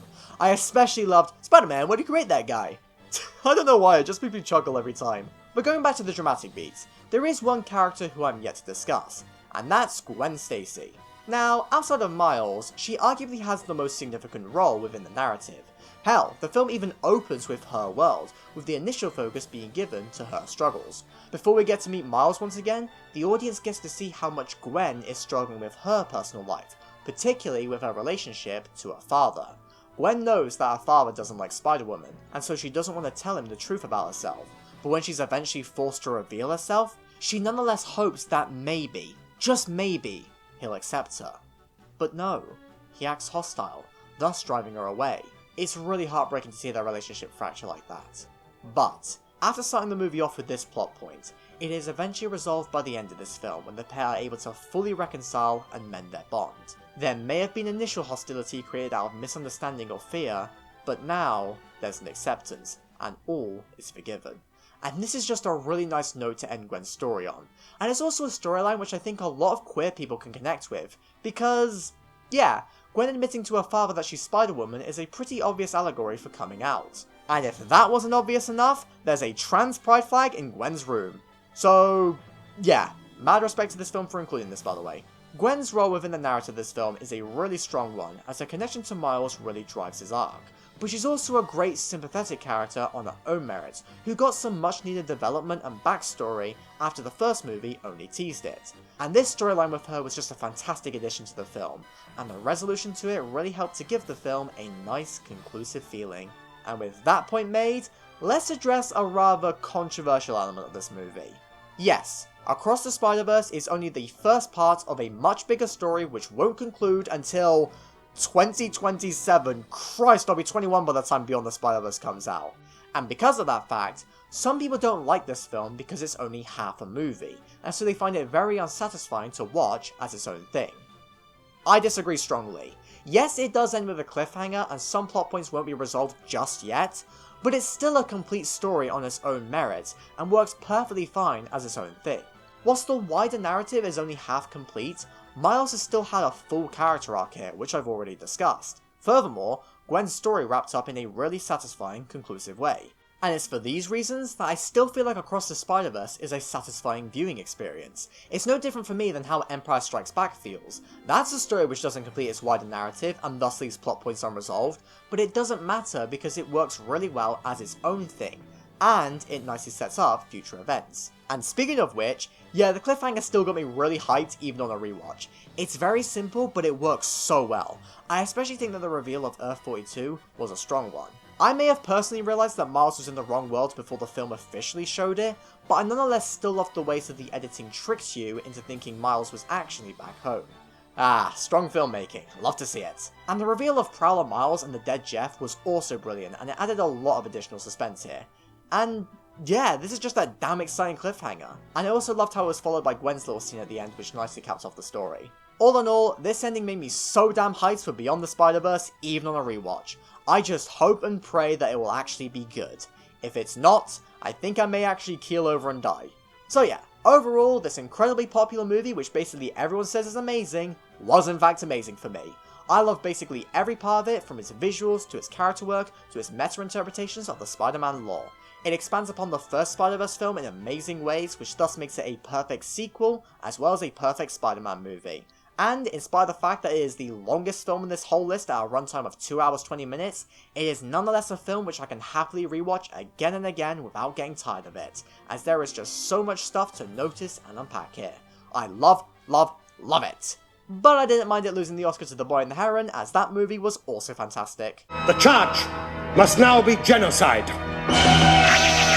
Kung Fu Panda 2 is one of the greatest sequels ever made, and no, I am not saying that with any shred of irony or exaggeration whatsoever. This movie is genuinely a masterpiece and is more than worthy of being at the highest tier for this list. And yes, I do in fact prefer this movie to Shrek 2. What of it? I love both of these movies a lot, but Kung Fu Panda 2 just hit me a lot harder. God, I don't even know where to start with this film, as there's just so much to talk about here. This is a surprisingly very meaty film with so much that I can compliment. But I think it's best if I begin my praise by talking about all of the technical aspects, which are just as incredible here as they were in the first movie. The animation still goes hard, the action is still super well directed, there's still so many creatively edited sequences present here, such as Poe's journey contrasted with Shen's preparations, and so many of these scenes contain a brilliant usage of harsh colours and different lighting conditions. This story is a lot more industrial in comparison to the original film, which was very much ingrained within traditional kung fu, and the visuals of the two films reflect this contrast. The original film had a lot more whimsy and majesty within its visuals, which thus made it a lot brighter as a result, with a larger emphasis on naturalistic lighting. Conversely, the second movie contains so many scenes which take place within these grimy, dingy factories, with harsh, red, intimidating lighting which perfectly works well alongside the severe threat of Lord Shen. And alongside the visuals, Hans Zimmer is obviously still the GOAT. However, whilst all of this stuff is cool, they are obviously not the things which help this film to stand out so much for me. Instead, the reason for why this is easily the best film from the Kung Fu Panda franchise is because it has the most compelling themes, the best character moments, and is just a flawless continuation of everything that the original film set up. You see, as I spoke about in an earlier segment, the original film tried very hard to honour the traditional roots of Kung Fu. The story was all about discovering who you are on the inside, and this discovery is what allowed Po to successfully defeat Tai Lung. However, this film now poses a direct threat to the art of Kung Fu, as a result of the presence of new technological dangers, which take the form of these fireworks cannons. That is a brilliant but natural way to continue the Kung Fu story which was set up in the original film, whilst also expanding the world further. And alongside this expansion, the technological threat here also massively aids the villain, Lord Shen. You see, Lord Shen is not like Tai Lung at all. Whilst Tai Lung was a broken and ultimately quite tragic character who you could somewhat sympathise with, Lord Shen is a pathetic loony whose evil actions all stemmed from a feeling of inferiority and entitlement. He feared the possibility of his defeat in the future, and thus tried to go against his destiny, which perfectly parallels what Oogway said about destiny in the original film. Yet even when Shen feels like he's vanquished his threat, he still feels uncertain about his future, and is always looking to the Michelle Yeoh soothsayer for predictions. Not to mention, his banishment at the hands of his parents did nothing but fuel his entitlement even further, which is what leads to him taking over the palace which he firmly believes is his. And alongside these actions, his general mannerisms always give off feelings of nervousness and uncertainty at some points, and madness at others. By the end of this film, when things start to go wrong for him, he just loses all rationale and is now barking orders without thinking. His manic actions by the end even get so bad that his right-hand man, the boss wolf, just stops listening to him at some point, because he cannot trust what he's being told, and instead, he values the lives of his soldiers over the ego of his leader. And all this entitlement and insecurity ties back to the technological threat, because it now makes perfect sense why Shen is the one wielding the cannons. Unlike Kung Fu, which requires constant training in order to master the artwork, firing a cannon is a quick and easy solution which can easily be taken advantage of by anyone.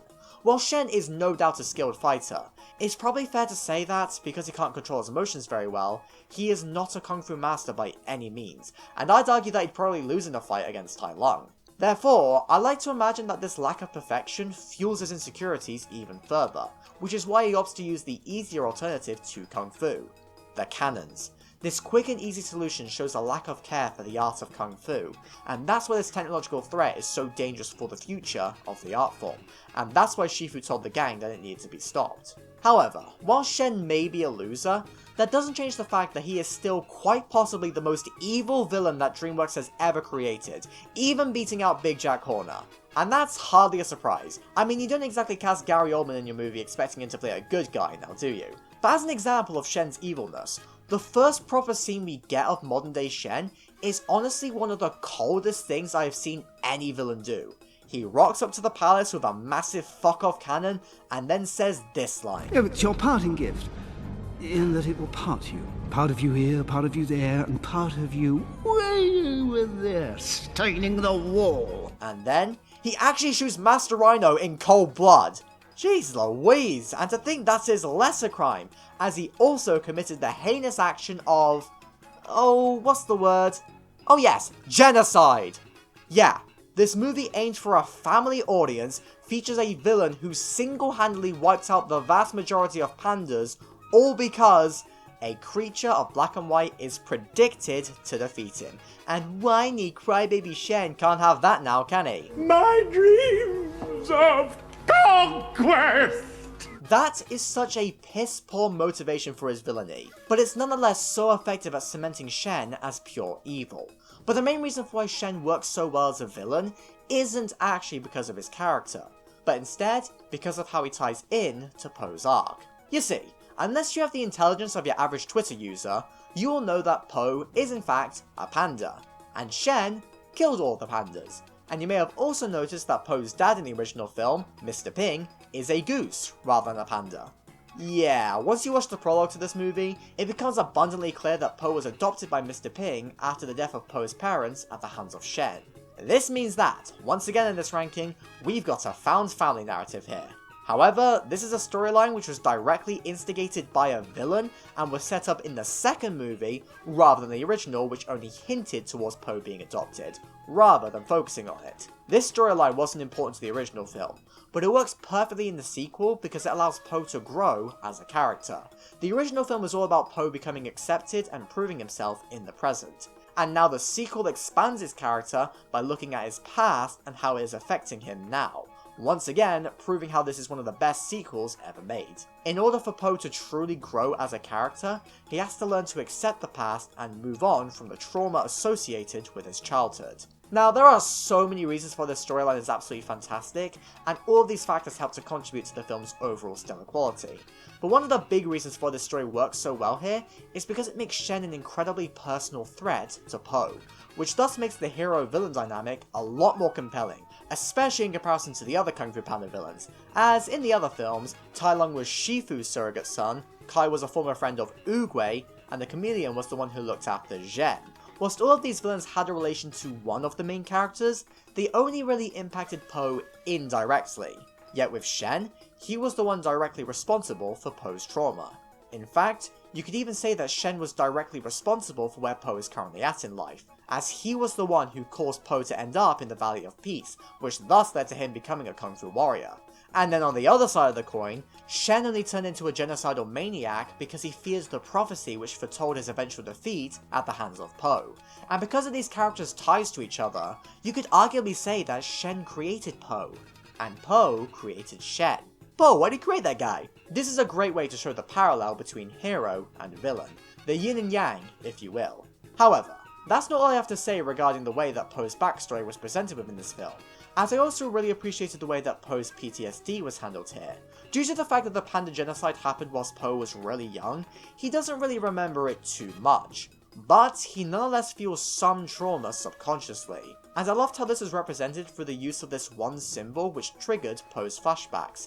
It's a very realistic demonstration of the ways that trauma can re-emerge within many people, as little symbols can often hold a lot of meaning behind them, and the way that it was used here was just really clever. But alongside being a clever narrative point, it also heightens the personal threat that Shen truly poses towards Po, which thus paves the way perfectly to the scene where Po finally learns the truth. And oh boy do I have a lot to say about this scene right here. But can you really blame me though? It is truly one of my favourite scenes in film history, and yes, I really do mean that. Up to this point in the film, we were only given brief glimpses into what truly happened to Po and his mother. We could infer that she was probably dead, but we weren't entirely sure of this fact. But then, in order to achieve inner peace like Shifu did at the start of this film, Po faces his past head on in the village where everything happened. We see the full extent of the hardships that Po's mother went through, and we get a glimpse at Shen and his wolves eventually attacking her from Po's point of view, which is a pretty haunting sight to see.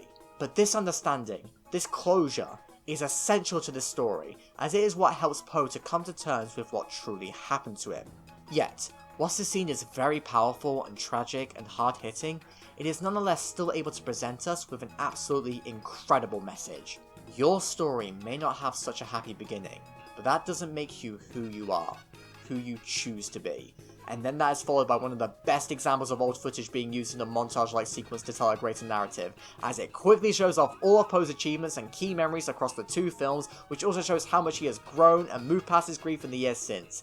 In quick succession, we are shown Po choosing to be who he wants to be in spite of everything that happened to him, and that is what finally gives him the strength to go back to Shen and fight him head on. Po started the sequence at his lowest point, but ended more victorious than he ever was before, and he was only able to do so after confronting his trauma head on and embracing himself, and oh man, it is all just so beautiful and awesome at the same time. I never would have guessed that a Kung Fu Panda sequel would make me cry, yet here we are. Now yes, this one scene obviously played a major part in why I ranked this film so highly on this list. However, as I've hopefully made it clear earlier, there are still plenty of other reasons why I find this film so good, as I also love the action, animation, and the villain. In fact, now's as good a time as any to say that I absolutely adored the final fight. It's so fist-pumpingly awesome and incredibly well directed, and it also caps off Po's little arc perfectly as he uses his water droplet movements he learnt from achieving inner peace to finally catch the cannonballs and fling them back like the badass he is. He achieved inner peace by understanding who he truly is, which is, once again, exactly what Kung Fu is all about, and that's what allowed him to succeed in the end. It's all just stellar and immensely satisfying to see on screen. And to think, Po's journey of accepting his past isn't even where all of the emotion for this film comes from, as alongside coming to terms with his past trauma, Po is also able to accept where he is in the present, and that therefore gives him an even greater appreciation of his adopted father, Mr. Ping, and everything that he did for him. This then leads to the very end of the film where he finally tells Mr. Ping that he knows who he is. He's his son. God, who's cutting onions in here? It's all so good, man! Also, before I talk about some of the other great parts of this movie, I just want to bring attention to the fact that Mr. Ping is an absolute legend. I know I said earlier that Master Oogway was the best character in this franchise, but in reality, he's actually tied alongside Mr. Ping. Not only is Mr. Ping absolutely hilarious and voice of affection by James Hong, but he's also just one of the sweetest father characters ever, and is an absolute joy to watch anytime he's on screen. In fact, he's so good that he's probably 80% of the reason why I enjoy the third and fourth movies so much, as his dynamic with Walter White is just so peak. Oh yeah, and speaking of these father figures, I should probably say that Po's dad being alive doesn't understate the dramatic weight of this film at all for me, as Po was still separated from his parents for years, and he did still lose his mother. That's still pretty traumatic in my eyes, so nothing has changed in my opinion. Now, Po and Shen are obviously the most significant characters in this film, but I think it's also worth acknowledging that this film is also great as an ensemble, primarily thanks to the use of the Furious Five. Just like with Mr. Ping, I decided to save my thoughts on them for now, as they are a lot more prevalent here in comparison to the first film. In the original, they mostly existed as vessels to reflect Po's insecurities, yet in this film, they are now working with Po as a full unit. This once again works so well as a natural evolution from the original film, as we can very clearly see how their friendship has grown over the time in between these movies. The five have naturally become more accepting of Poe now that they've spent some time together, and this change is really nice to see. Furthermore, it also once again makes the fight scenes stand out from what came before, as there are now 6 different main characters here who all have their own distinct styles of fighting. Now, as for the characters in themselves, I personally find them all really entertaining, and I like how distinct they are from one another, and how you can very easily work out the different personalities that each of them have. Crane is quite reserved, Mantis is Seth Rogen, Viper is kind, and Monkey is a lot more goofy. But I think it's clear that Tigress is the main standout from the pack. It was her approval after all which left the biggest impact in the original film, because she was the harshest to Poe. And in this film, she goes through the biggest arc out of all of the sidecast. She's set up in the original film as this no-nonsense, hard-as-nails feline, but by the end of that film, she becomes a lot more caring and lighter in a way. However, as can be seen in this film, she is still the most stern of the 5 by a long shot. Nonetheless, she's someone that Poe can still confide in, as evident in the boat scene, as it's pretty clear that the pair of them have a mutual trust with one another. And this bond between the pair eventually culminates in this scene in the jail, where Tigress sternly tells Poe not to fight Shen. Remember, by this point, Poe was getting PTSD flashbacks which thus caused him to lose a fight, which is obviously not great. Tigress comes across as quite aggressive and demanding in the scene, but when Poe opens up to her about his trauma, she hugs him in a shocking yet incredibly powerful scene. You never expect to see a character as stern as Tigress to show this level of intimate connection, but when it happens, it hits even harder. It's so unbelievably sweet to see, yet it's heartbreaking at the same time, as we now understand why Tigress doesn't want Poe to fight. She doesn't want to see her friend get hurt, and that is so admirable. In this instance, we understand where both characters are coming from in their beliefs, and it's just a really great piece of drama in a film filled with great pieces of drama. Although, in spite of the drama, this franchise is still called Kung Fu Panda at the end of the day, which thus means that it is naturally still really goofy in tone, which, if this were a lesser movie, would run the risk of tonal problems. Luckily, Kung Fu Panda 2 doesn't run into them for me. In fact, dare I say that some of the comedic moments actually help to elevate parts of this film. Not only are the jokes really funny throughout, which helps to make the simpler first half more entertaining and engaging, whilst providing some levity to the darker second half, but I also think that the comedy aids the character of Lord Shen. You see, my biggest problem with this movie for the longest time was the fact that I felt like some of the jokes revolving around Shen, such as the soothsayer eating his clothes and his failure to dramatically introduce himself to Poe, both undercut his threat and dampened his character somewhat. However, after this latest rewatch, I changed my mind about this, as I think that these comedic moments actually fit in really well with his character. As I said many times before, Shen is a pathetic loony, which thus means that it makes sense why other characters would try to drive him up the wall in retaliation to his actions. His frustrations and failures make him seem even more pathetic, and that, in turn, exposes his insecurities even more. His nervousness to meet Poe and make a good first impression especially highlights these insecurities, and so seeing him fail at his introduction is funny because it undercuts the power and gravitas that he thinks he has. So yeah, these comedic moments are no longer a problem for me, as I think it aids the film and this character. And after I changed my mind about this, I realised that I honestly couldn't think of any other major issue that I had with this film, and that's ultimately the reason why I decided to bump it up to the highest tier. So congratulations Kung Fu Panda 2, you're one of the best movies I have ever seen, and I can't believe that I'm being 100% honest when saying this. This movie has no right to be this good, but it nonetheless gave us gorgeous, timeless animation and action scenes which are different to the ones from the original, but not inferior in the slightest, alongside an incredibly beautiful, powerful story all about grief, trauma, and moving past it in order to create your own path for the future. It works well as a standalone film, and works masterfully well as a sequel which expands upon and develops the characters, whilst leaving a substantial impact on everything that followed it. And I really love how this movie can go to some dark places and make me cry in some scenes, and then make me laugh out loud in others. These changes in emotion make this movie an exhausting watch, honestly. And I wouldn't have it any other way, as it makes this film unbelievably satisfying to complete, and it's an experience which is thus stuck in my mind for so many reasons. The length of this segment is all the proof that you need to see that I wholeheartedly adore this movie in pretty much every way. And what's better is that it isn't even my favourite DreamWorks sequel, but we'll talk about that other one much later. And blue Hawaii.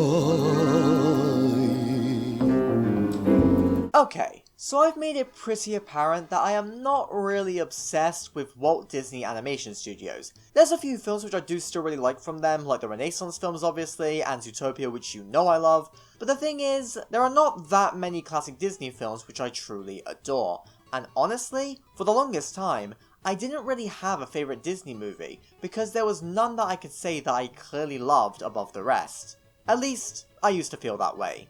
But then I rewatched Lilo and Stitch for the first time in a long time, and holy mackerel, this film is incredible. Like seriously, this is one of the funniest, most engaging, and most emotional films to be released under Walt Disney Animation Studios. Despite appearing on the surface to be just a cute and fun little alien buddy movie, Lilo and Stitch is an emotional gut punch of a film in so many ways.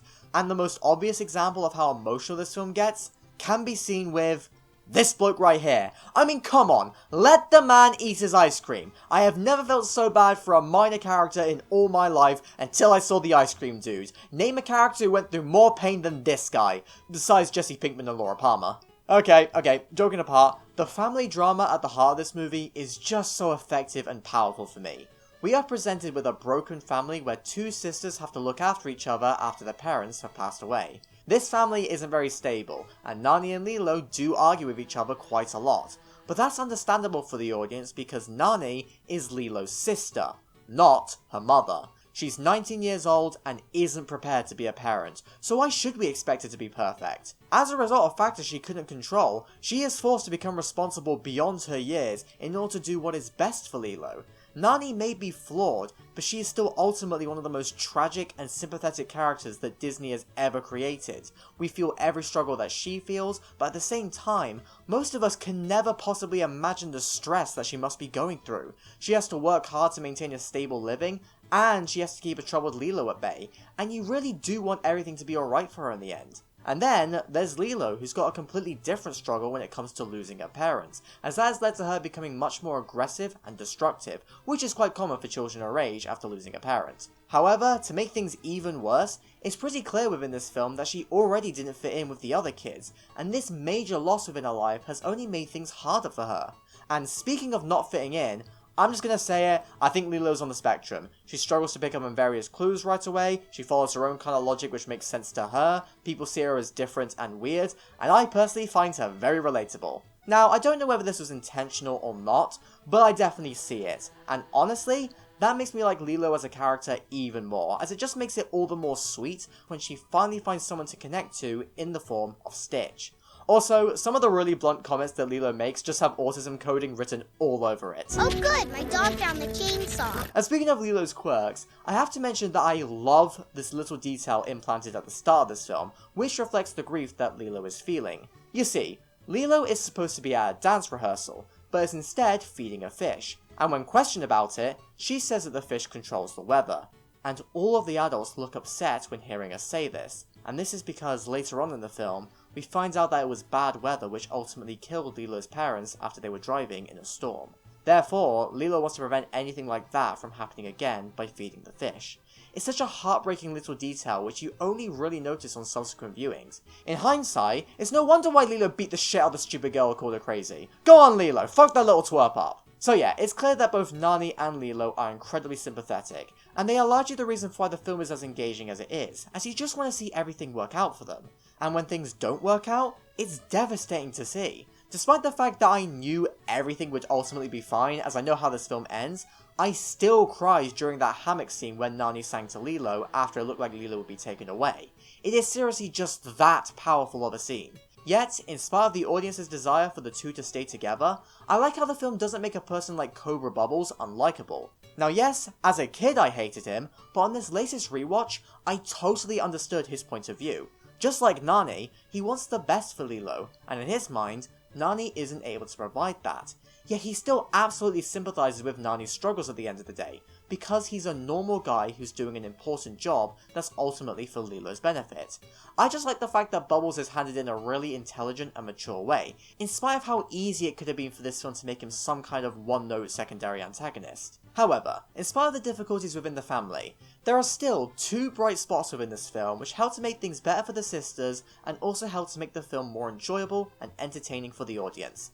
And the first of these bright spots is David. Now, I don't see anywhere near enough appreciation for David, as he is just such a nice guy through and through. He's constantly there for Nani to support her, and he even takes his sisters out for a surf when they're feeling bad.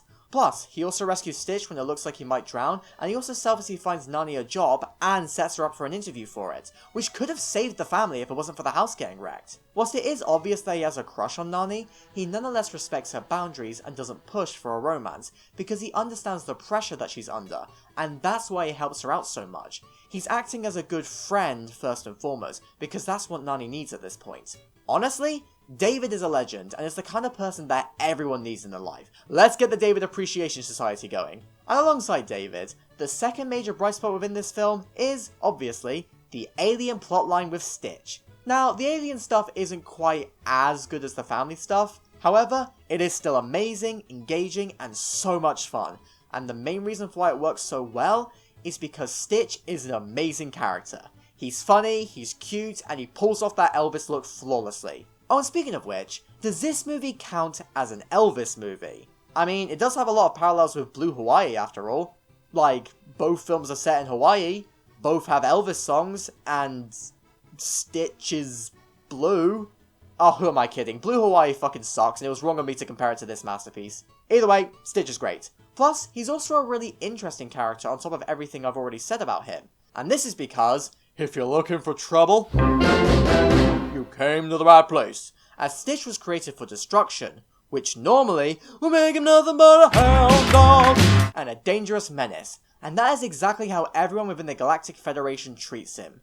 Yet, Lilo befriends Stitch and sticks up for him because she sees herself in him, and as a result of this burning love, Stitch gradually becomes more empathetic and kind over the course of the film, so much so that by the end, he's not a dangerous monster at all, and is instead an intelligent, adorable part of the family. So yeah, I totally understand why Stitch has become a favourite character for so many, as he is so entertaining and he has a brilliant arc. And he can also play suspicious minds with his finger, which is pretty cool. This has nothing to do with anything else, I just wanted to acknowledge the fact that this film featured the banger Elvis song. Also, shout out to Burning Love for being a great way to end the movie. But anyway, alongside Stitch, Jumba and Pleakley's misadventures are also super fun to watch. Jumba's got an amazing accent, Pleakley's a drag icon, and any scene with the pair is always a delight to watch.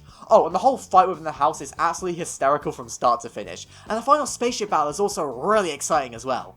So yeah, the alien stuff here is great, but the thing which surprises me the most about this film is the fact that the alien stuff and the family stuff should clash really badly and lead to a messy plot with an inconsistent tone. Yet here, the two plotlines work together seamlessly in spite of the clashing genres, and I think that the primary reason for why they work so well together is thanks to the main dynamic between Lilo and Stitch. Their bond just works flawlessly.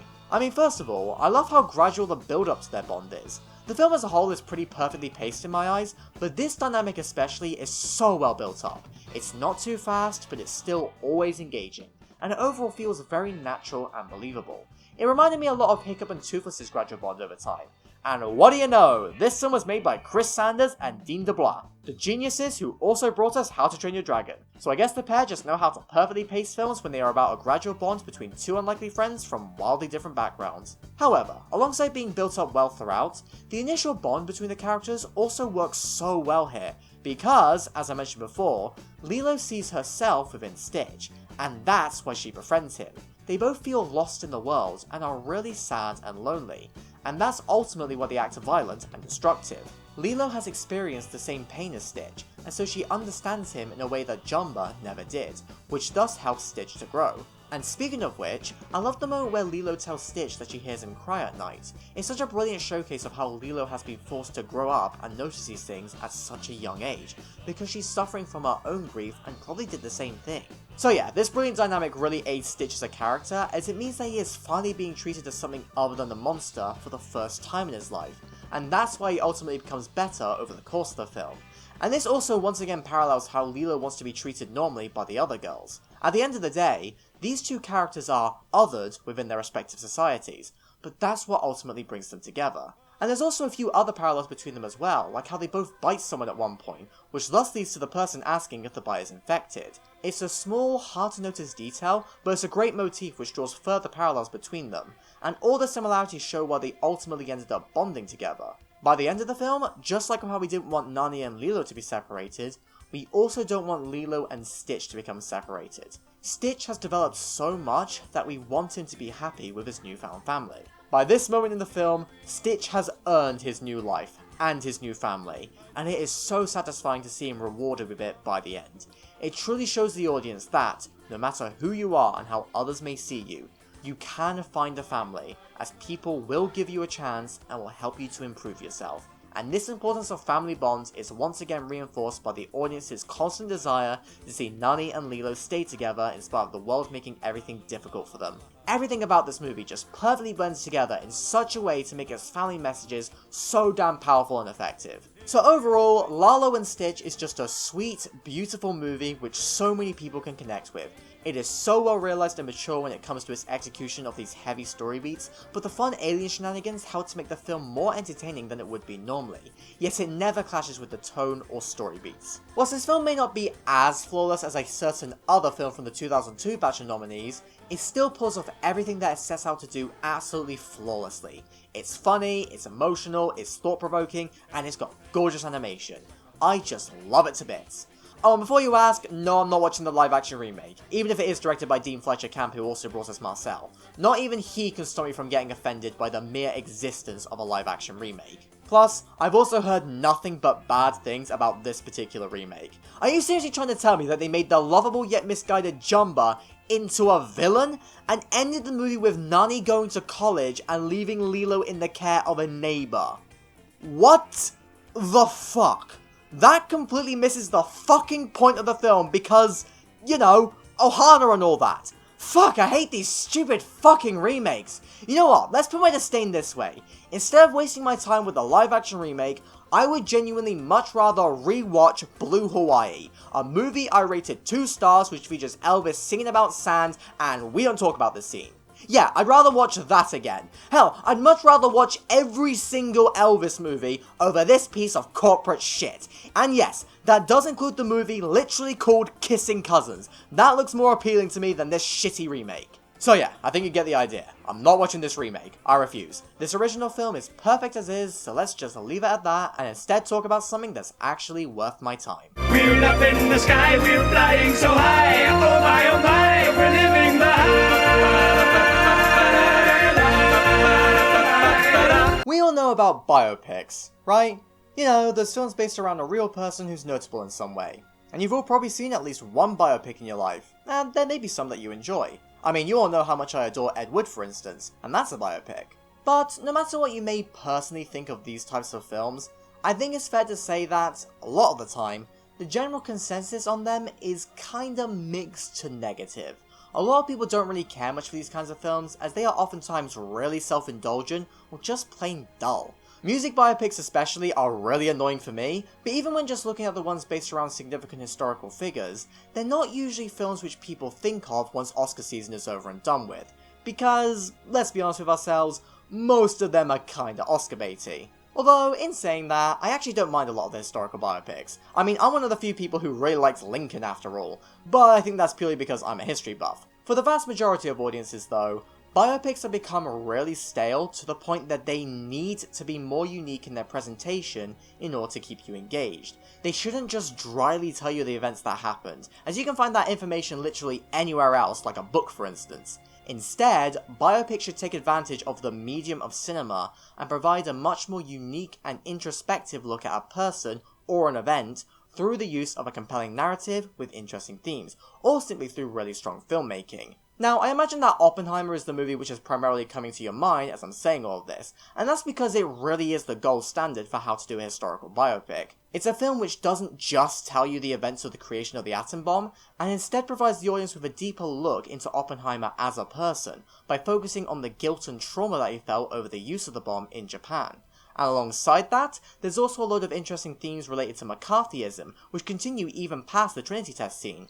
And all of this is without mentioning the fact that this film is a technical marvel through its storytelling, editing, acting, cinematography, practical effects, music, and more. And as a result of all of this, there is a lot to unpack with Oppenheimer, and watching it is a lot more interesting than just simply reading a textbook. And that should be the primary goal of the historical biopic. Definitely respect the history, but also tell it in an interesting way which will allow an audience who may not care much for the subject matter to still be engaged in spite of everything. I mean, I couldn't care less about physics for instance, but I still loved Oppenheimer in spite of that because the physics stuff was shown in a really compelling way. Now, I know this seems like a really long tangent, but I thought that it was relevant to bring up, as I'm now going to talk about The Wind Rises, which is pretty similar to Oppenheimer in more ways than you may initially expect. Not only are the two films both historical biopics made by legendary directors, but the themes of both movies and some of the technical qualities are actually pretty identical. So, what is The Wind Rises actually about?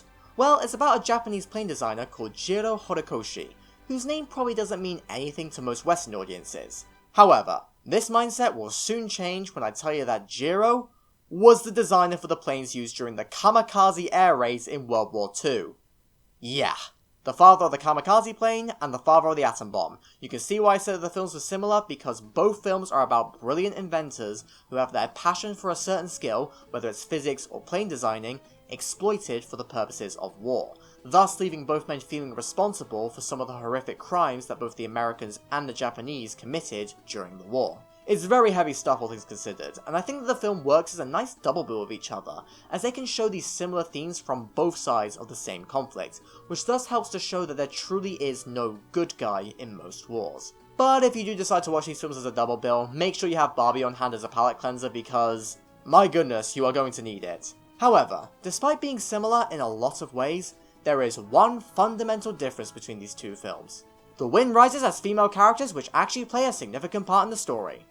Okay, so there's two main differences between these films, and the other main difference is that The Wind Rises focuses a lot more of its attention on Jiro's passion for plane designing, rather than the war itself and the aftermath of his creation. And this was done because The Wind Rises isn't what I consider to be a traditional war film.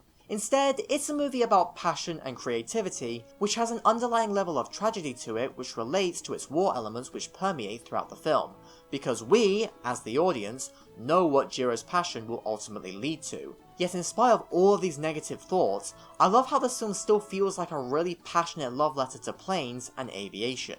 Despite the fact that these planes caused the deaths of who knows how many on both sides, they are still a beautiful piece of engineering, and they deserve to be highlighted as such, and that's exactly how Miyazaki feels. He loves these planes in spite of what they stand for, and that's why he decided to make this movie which aims to show their creation from a much more empathetic and passionate point of view. All things considered, these planes weren't designed with the intention of committing war crimes. They were designed by a man who loved his planes and just thought that this would help out his country, and that's honestly really commendable. But that equally makes it even more heartbreaking when you remember that this man's greatest passion was used for something truly evil, and you can really see how this has impacted Jiro by the end of this film.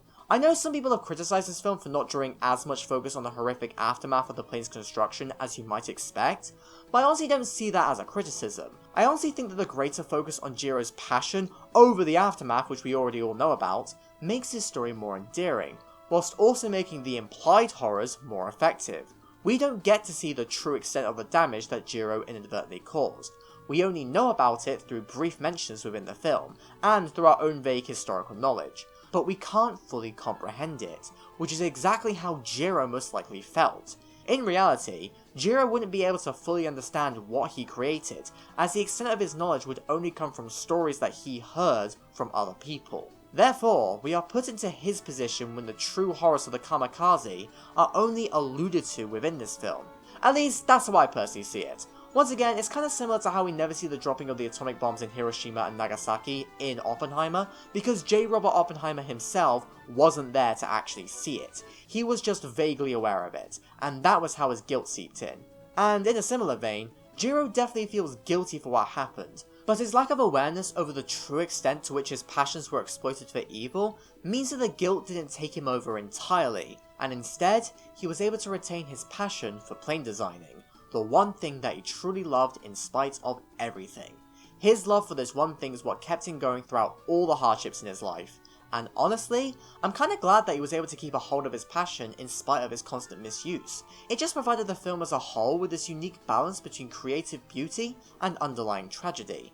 And these contrasting feelings that I had when the film wrapped up really stuck with me, and I thought it was something truly unique to anything I felt from any other film, let alone any other biopic. And on the subject of Jiro's passion about plane designing, I love the way that the passion was presented within this film. Now personally, I'm not a big plane stan like Miyazaki. I mean, I definitely think that they're kinda cool and all, but I definitely prefer trains. However, what this film succeeds in doing is getting me hooked into the plane stuff in spite of the fact that I normally wouldn't care less, which is just like how Oppenheimer got me into the physics stuff. And I think the reason for why it worked for me here is due to a few reasons. First of all, the main parts of the plane designing stuff which are given focus to within this film are things like the construction of the aircraft and the test flights. And this is significant because the focus on these aspects mean that a casual audience is much more likely to engage with what they're seeing.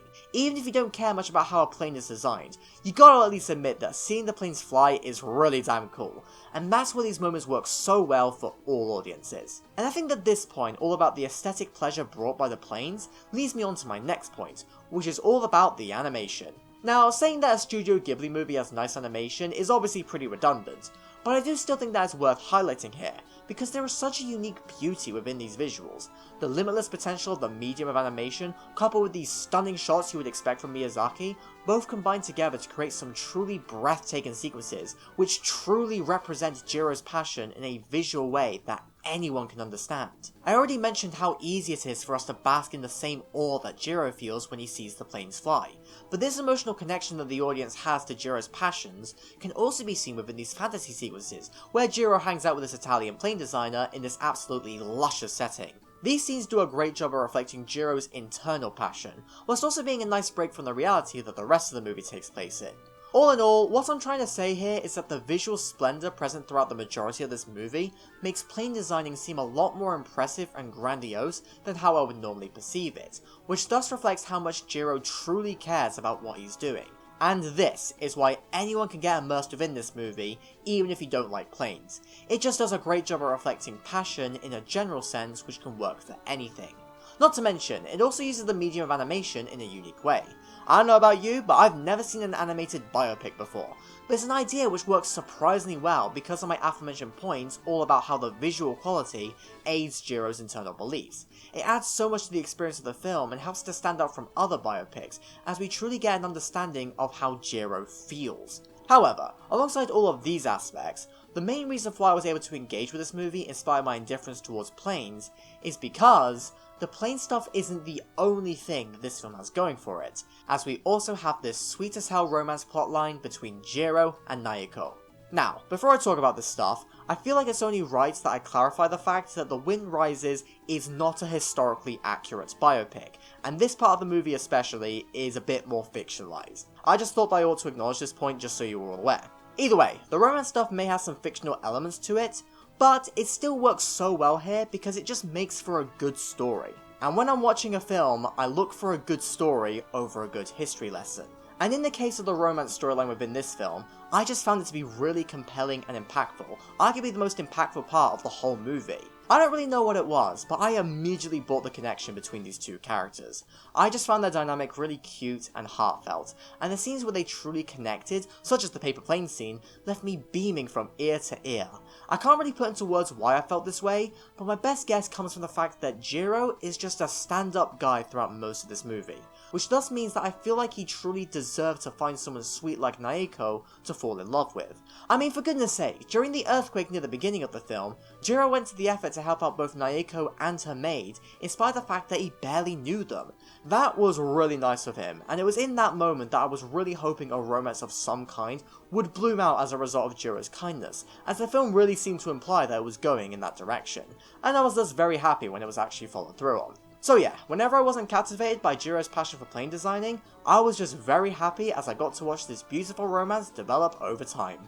And I especially loved the moments where these two parts of the story collided together to create something more beautiful, such as with the aforementioned paper plane scene, which was probably my favourite scene from the whole movie now that I think about it. So yeah, everything's going great within these scenes.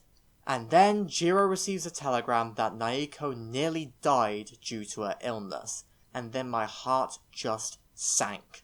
Seriously, I was actually on the verge of tears within this moment, because you see, in this scene, it wasn't explicitly clear to me whether Naoko had actually survived her ordeal or not, and so my heart was pounding out of my chest and I was on the edge of my seat as I was practically begging this movie to not tell me that she was dead. Thankfully, she wasn't, but that didn't mean much in the grand scheme of things. Naoko was still very ill, and I got the impression throughout most of the second half of this film that she wouldn't have that much longer to live. And Jiro and Naoko knew this too, and that was honestly so upsetting to see. Whilst the pair of them do have some nice moments near the end of this film, such as the part where they get married, it is nonetheless dampened by this underlying feeling of tragedy and despair that we can't help but feel as we wait for that moment where everything goes wrong for the pair. And eventually, that does come around at the end when Naoko dies, which is a moment that left me heartbroken. I loved these two together. They deserved to be with each other for years afterwards, but instead, their love was tragically cut short. What is it with the saddest Ghibli films always being the ones that less people talk about? I was seriously not emotionally prepared for this movie. But, in spite of the fact that the final third of this movie was pretty devastating, I still found the overall film quite interesting in a way, as my feelings towards the romance perfectly paralleled my feelings towards the plain stuff. There's a level of beauty within these scenes as we get to see Jiro's various loves, but there's also this underlying feeling of tragedy and despair which will not leave you alone, as the audience has to come to terms with the fact that neither of these plot lines will lead to a happy ending. One will lead to unspeakable crimes in warfare, and the other will lead to the death of a woman who we just wanted to see enjoy her life with a true love. And I think that these similar feelings help this movie to feel quite well rounded on the whole, as there's always something to latch onto in any scene, and said scenes link in really well to the main theme of the destruction of love and beauty over time, which comes as a result of factors that someone like Jiro can't control. And this just helps to give the film a lot of substance, which thus makes it enjoyable and intriguing, even if you don't care about the subject matter. Everything here is just masterful stuff. And all of this praise without mentioning some of the miscellaneous points related to this film, like the great entertaining set of side characters, such as the permanently grumpy, but still soft Kurakawa. He was great. Oh, and the guy with the big nose who dissed the Nazis was also pretty cool. And alongside them, I also thought that the pace was really tight here. And, of course, Joe Hisaichi's score was amazing and was yet another thing which aided the underlying beauty of this film. And personally, I think that Miyazaki's clear passion for this movie, as well as for the planes featured, alongside the beauty which permeates throughout the entire runtime, both help to make up for any historical inaccuracies or creative licensing that this film may have took, as it instead helped to create something a lot more interesting and memorable for me. At least, that's how I personally felt. So overall, I absolutely adored The Wind Rises, and I was pleasantly surprised by this fact. I went into this movie expecting it to be good, but no one told me that it was this good. I just loved every part of it from both a visual and thematic point of view, and I demand that you all check it out right now. As I said, it doesn't even matter if you dislike planes, this movie is so good that you honestly won't care. Although to be fair, if you hate historical movies, this probably won't be for you. But luckily, I'm a history buff, so this movie fascinated me immensely whilst also touching me on an emotional level, which is something that very few biopics can claim to do. I may still prefer Ed Wood in terms of biopics, but this is a close second. Of course I think it deserved to win the Oscar over Frozen. I know Miyazaki still technically won an Oscar this year for his long-term talent and influence, but come on, he still deserved to win a second award for this masterpiece. What else can I say? Studio Ghibli made yet another phenomenal film. This is absolutely nothing new. And to think, we've still got 3 more Ghibli movies to talk about. Oh man, I can't wait. And remember, my friend, future events such as these will affect you in the future. WALL-E is simply put the very definition of the word beauty. There's no other word which I can use to describe it. It is just one of the most beautiful movies ever made. Everything from the animation, to the whimsy of the opening act, to the main romance itself. It's all just beautiful. Oh god, I'm gonna sound overly whimsical when talking about this film, aren't I? Whatever, I don't really care. So, I think the best place to start when it comes to this movie is the beginning. Because you see, the opening half an hour is just perfect. No notes. It is unlike anything Pixar has ever done before and will likely ever do again. Largely because there's almost no dialogue, and all of the drama takes place between 2 robots who, in theory, shouldn't be able to emote properly. Plus, the world building is also very different to what Pixar usually presents us, due to the fact that it's dystopian. The Earth has been abandoned and now there's pollution and rubbish everywhere. It doesn't exactly paint the most optimistic picture of the future now, does it? Yet, in spite of everything, there's a special type of beauty present within these scenes in regards to the romance. Despite the fact that Wall-E and Eve are robots who barely talk, it's very easy to understand how they are feeling, largely because of two main factors. First of all, there's the animation, which, just like for characters such as Gromit, is used to create so much expression within the eyes. These characters may not be able to talk, but we understand every emotion thanks to these eyes. The eyes are the window to the soul after all. Or, I suppose it's the window to the motherboard in this case. And capturing emotion within the eyes is what best allows audiences to feel what the characters are feeling, in spite of no other distinct facial features. And alongside the animation, the simple actions of the characters also add a lot to our connection to them. What this film excels at is breaking down romance to its most basic essence in order to create a love story between beings who normally wouldn't be able to feel emotion. And the best showcase of this can be seen through the running motif of holding hands. It is an affectionate action which transcends cultures and beliefs, and so it's understandable that it is the primary showcase of the affection that Wall-E desires after he watches Hello Dolly. And this is how we are able to buy Wall-E and Eve falling in love by the end of the movie. They are holding hands, the most clear showcase of their love. However, alongside that obvious visual motif, there's so many other simple ways that this opening shows off their bond, like when Eve becomes fascinated by Wall-E's collections of trinkets, even if she doesn't understand them. Her fascination and Wall-E's enthusiasm is really nice to see here. Furthermore, I feel like the world building helps to strengthen the romance here as well. We are immediately presented with a desolate world filled with despair, and a curious robot who is left alone as the only remaining thing left with a sense of wonder. And this wonder is what makes Wall-E so enamored when a new robot, in the form of Eve, arrives. And as a result of his circumstances, it's immediately clear why Wall-E begins to act like a complete simp towards Eve. Because yeah, let's not beat around the bush here, Wall-E is a simp. But he's a respectable simp who we can actually sympathise with. We want him to get the girl because he's kind-circuited, cute, and clearly has compassion, as evident from the fact that he went to the effort to protect Eve when she was shut down, and even had the courage to fly away on the rocket to save her after he assumed that she was abducted. So all in all, this opening did a really effective job at immediately showcasing Wall-E and Eve's bond, to the point that I wanted to see them get together by the end. We understood why Wall-E desired connection, and we grew to love him because of what he did to help Eve. And this clear, immediate connection which we have towards our main characters just goes to show how effective the storytelling here really is. And that's without mentioning how successful this opening act is at creating the sense of hopelessness which we should be feeling within this desolate world. Yet at the same time, it's also impressive that a largely dialogueless sequence set within the apocalypse is nonetheless still able to remain entertaining. And that point can be seen here through both Wall-E's wonder, alongside plenty of humorous moments like the shopping trolley scene. And seeing as I'm talking about the humour, I may as well mention the fun fact that in order to successfully pull off these opening scenes, the creators decided to binge a load of classic Buster Keaton shorts in order to see how silent scenes should be done.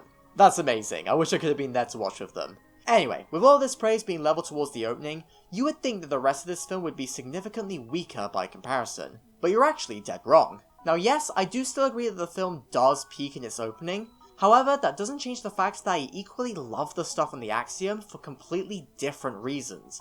Because you see, this is the point in the film where it gets really interesting with its messages. Now, as you can all probably tell, this film has a very clear environmental message as shown for the decimated Earth filled with pollution and rubbish. However, I'd argue that the environmental themes actually play second fiddle to the even more clear anti-consumerist messages which are also present here.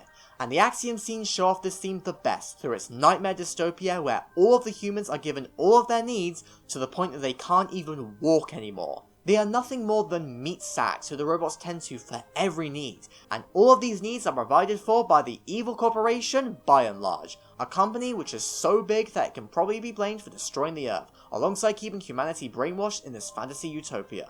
And honestly, due to the presence of companies like By and Large, parts of this film are actually quite scary for me the more that I think about it. But thankfully, we at least don't have to worry about a single mega corporation owning everything.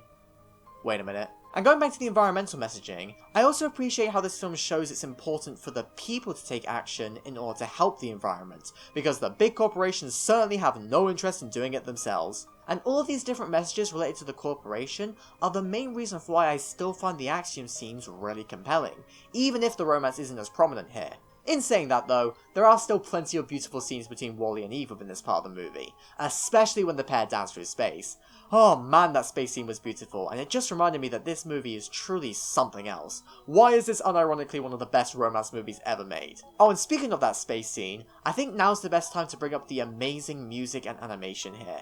Now, I have to say that this is easily one of Pixar's prettiest movies, and the score just fits the beauty within this film so perfectly.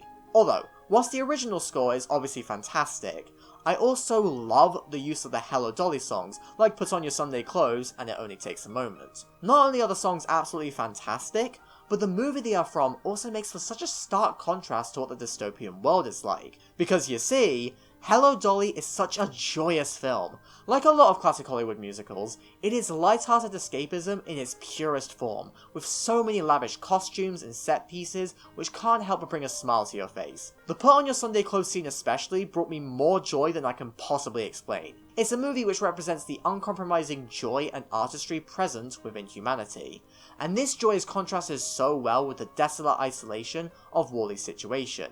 It Only Takes a Moment is a truly beautiful love song, which, within the context of Hello Dolly, makes for a really lovely little scene which may or may not have gotten me choked up when I saw it. And it's for that reason that it's the perfect song to showcase Wally's longing for connection. Because anyone would want a bond as strong as Cornelius and Irene, so seeing their connection contrasted with the lonely Wally is very powerful. Once again, this film's storytelling is so efficient at telling the audience the inner desires of these robots. And the song not only works well within this scene, but it also caps off the film in a wonderful way too.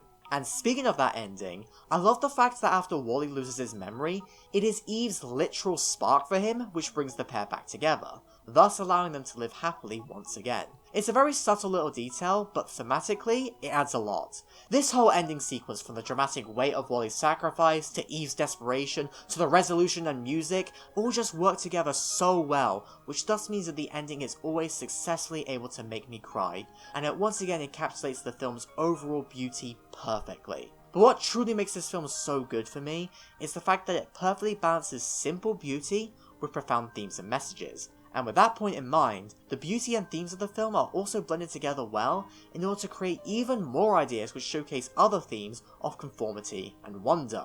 Because you see, the whole movie is about robots breaking free from their programming, and humans, such as the captain, breaking free from the conformity of the nightmare consumerist dystopia that they are stuck in. And how do they break free from the conformity? Through wonder and curiosity. Whenever someone like John, Mary, or the captain actually begin to experience the world around them, they are able to truly rise up against the Axiom's programming. And this fact is essential for the narrative, as the captain, a human, needs to rise up against the corrupt orders of Auto in order to bring everyone back home. And how does he break free from the conformity? He becomes fascinated by the Earth and thus wants to discover more. He's feeling a sense of wonder for the first time in his life, and that spurs him on to save everyone from the dystopia that they are trapped in. However, it's not just the humans who are able to survive through their curiosity, because Wally himself has only been able to live as long as he has because he is so much more than just the trash compactor. Instead, he has a personality and loves the feeling of discovery which he later shares with Eve. And this feeling of discovery is what arguably makes him feel more human, and it truly does show the importance of wonder and how we need to experience the world around us. In fact, one of my favourite quotes in film comes from this movie, and it's in relation to these themes. I don't want to survive! I want to live! I swear, I've based so much of my own life on this one quote, because it is just so true in every way. What's the point in just existing when you can discover, create, and add something to this world? It's the kind of message which many people don't know that they need to hear. It's a quote so good that I nearly ranked the film higher on this ranking purely because of its inclusion, as I just love it so much. All in all, this film perfectly nails the magic of discovery, and it contrasts it well with the strict, rigid orders of the system. And this point leads me on to talking about Auto, who I'm actually going to make a defense for. Now, I know some people don't like the way that Auto is used, as they may find him a bit too bland for instance, which is fair enough I'd say. But I personally thought that he was a brilliant antagonist, purely because of what he represents. You see, Auto is a reflection of the capitalist ideology, and how it appears to have people's best interests at heart. But in reality, it prioritizes efficiency over anything else. Order A113, hey I know that reference, is purely an excuse for the corrupt B&L businessman to leave the Earth in ruin without actually fixing the problem that they caused. And Auto, the most conformist robot of the whole movie, is a perfect reflection of the ignorance of corporations, and the fact that it is cheaper and more efficient for B&L to keep everyone brainwashed rather than make the effort to properly clean up the planet. Auto has no sense of wonder or discovery like Wally does, as he's so deep in the system, and in order to combat this power, the people need to break free of the system's grasp. All in all, I personally find the use of Auto here to be quite fascinating.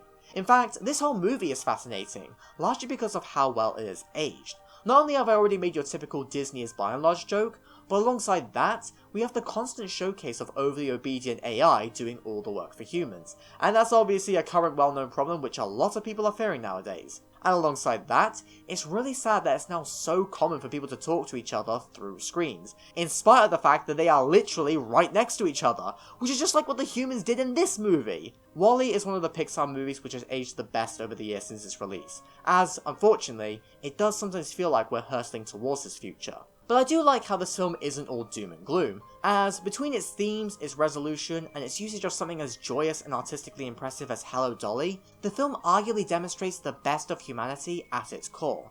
Therefore, we can hope that in spite of the corporations, human resilience will power on through, and everything beautiful and inspiring about WALL-E works perfectly together to make this a fantastic movie through and through, with amazing animation that blends in live action footage surprisingly naturally, a great usage of music, both licensed and original, a really engaging pace which never feels boring, and a sense of beauty and whimsy which hasn't really been captured by any other Pixar film to be honest. It has a lot to tell its audience, but it never forgets that at its heart, it is one of the sweetest romance movies I have ever seen. And it just gives me such a warm, joyous feeling which never fails to make me tear up by the end. Of course I thought that WALL-E deserved to win its Oscar, even if I do still love Kung Fu Panda. And in fact, I am also of the agreement that it, alongside The Dark Knight, both deserved a Best Picture nomination this year over the films which were actually nominated.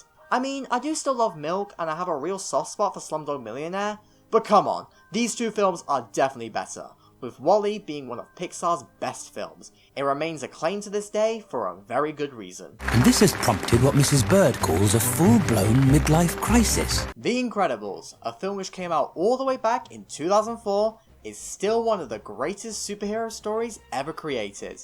And yeah, I think that's all the introduction that this film needs, because let's be honest here, you've all probably seen this movie, so I may as well just jump straight into talking about why it's so great. So, first of all, I think that one reason for why this movie works as well as it does is because the superhero stuff isn't actually the primary focus of this film.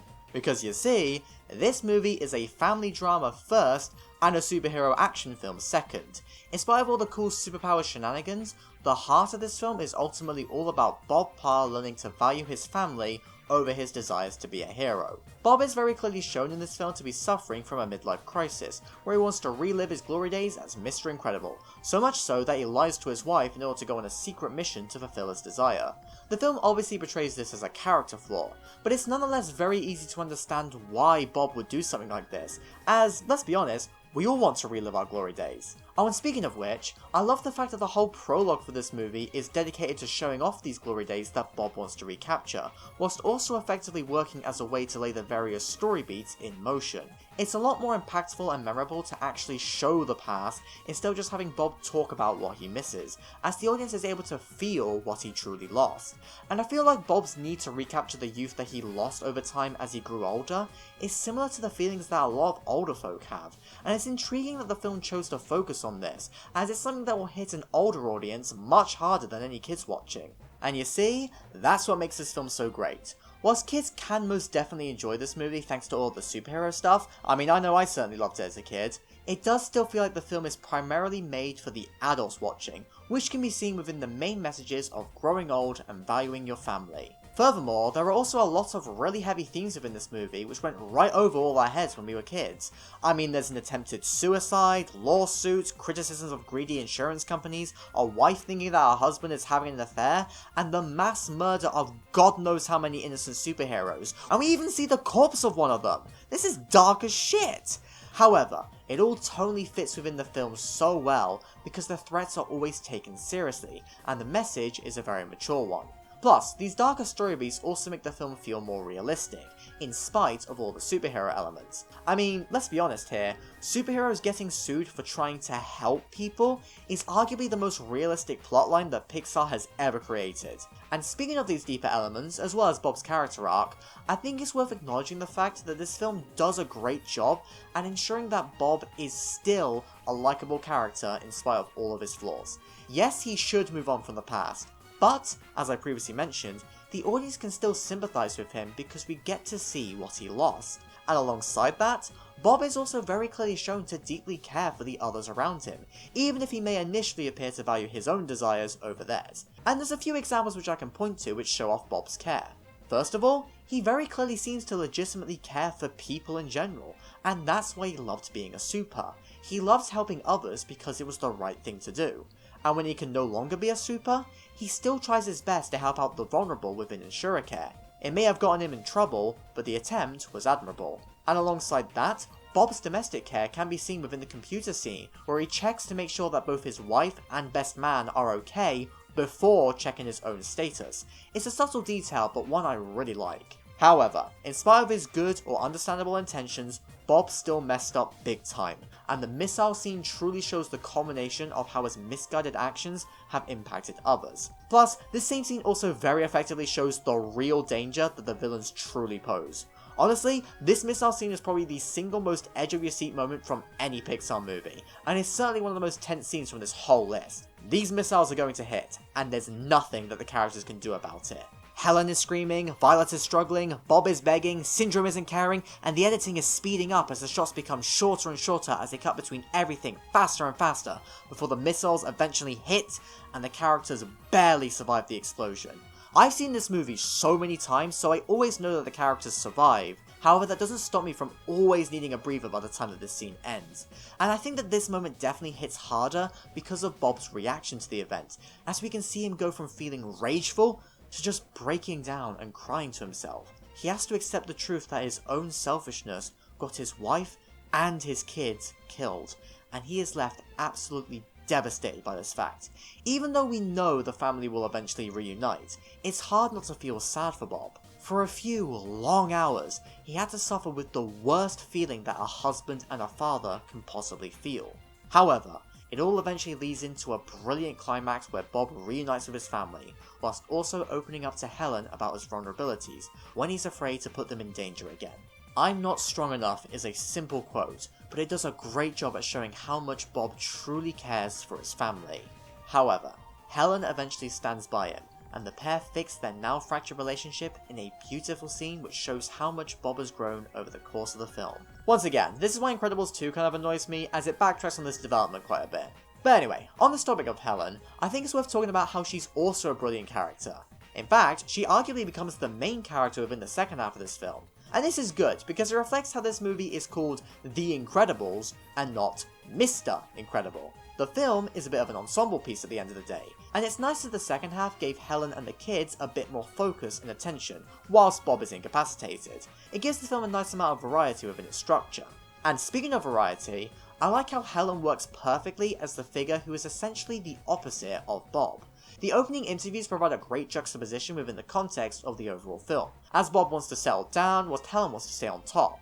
But after the 15-year ban on supers, their goals have changed. Bob wants to relive the glory days, whilst Helen has settled down and acts as your typical motherly figure who prioritizes and cares for her family over anything else. However, she does still have the guts that she used to have, and is willing to stand up to and challenge Bob, before she eventually infiltrates the island herself and saves him.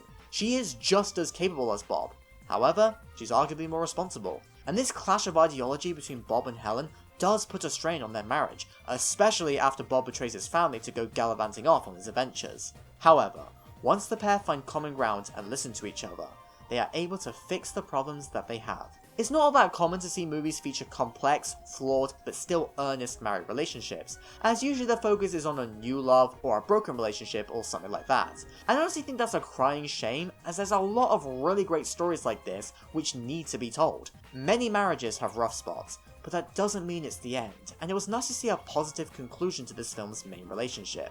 And alongside this, we've also got the kids, who, whilst not being as deep as their parents, still provide for a lot of entertainment within this film, and they really drive home some of the more emotional scenes, like the aforementioned missile one.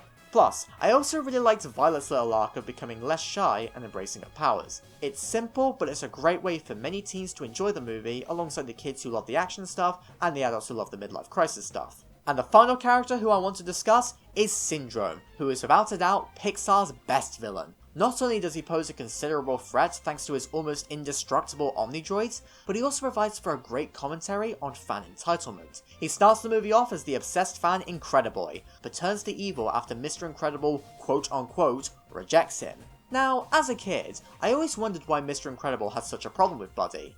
But now that I'm older, I realized that this kid snuck into his car and invaded his privacy, which is wrong on so many levels. If anything, Mr. Incredible wasn't harsh enough on Buddy. Yet, in spite of Mr. Incredible's reasonable actions, this feeling of rejection that Buddy felt eventually manifested into complete entitlement, as he felt the need to be on top of everyone else, and in order to do that, he needs to bring down other superheroes by killing them. And then eventually, when he's older and no longer on top, he plans to bring everyone else down with him by making everyone a superhero. And when everyone's super,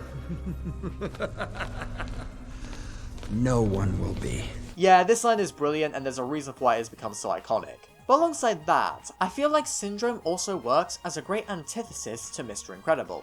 You see, both Bob and Buddy want to be heroes. However, Bob's motivation stems from the need to help people, whilst Buddy clearly only cares about the fame and recognition. This means that whilst Bob searches for trouble so that he can help out, Buddy creates trouble so that he can appear to be helping. Both actions are obviously unhealthy, but one definitely causes a lot more harm to others.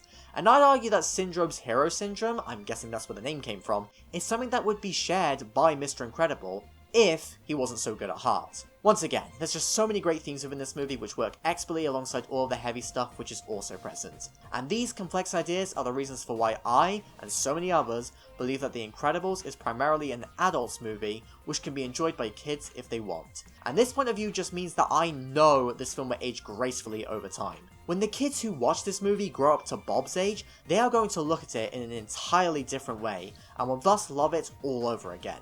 And that's honestly amazing. And I think a lot of my praise for the tone and audience that this movie goes for can be attributed to the director, Brad Bird. Now, I have praised Bird before in this ranking, but I don't think Incredibles 2 is really the best film to use as an example of how talented he is as a storyteller.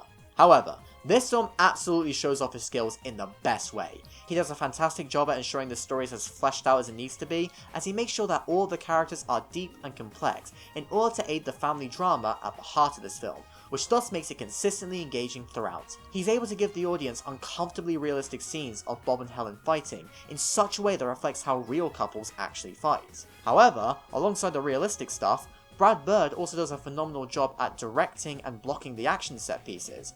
Going back to the missile scene again, the direction and editing of the different shots between the arguments and the incoming missiles is arguably the main reason for why that scene is so anxiety inducing. And alongside the tense moments, the larger scale action set pieces are consistently very exciting and well shot. The Omnidroid fight has a great usage of camera angles, Dash on the Water is the kind of action scene which can only be done in animation, which is what makes it so unique, and the slower espionage scenes where Bob and Helen explore the island are also incredibly well done and evoke a lot of classic James Bond movies. And speaking of Bond, I adored the music in this film, and how Bond-esque it felt. Seriously, if you listen to a lot of the classic John Barry Bond scores, especially for films like You Only Live Twice, you'll be surprised to hear how much the Incredibles soundtrack was truly inspired by it. Plus, here's a fun fact for you all, the first teaser trailer for this movie straight up used the On Her Majesty's Secret Service theme.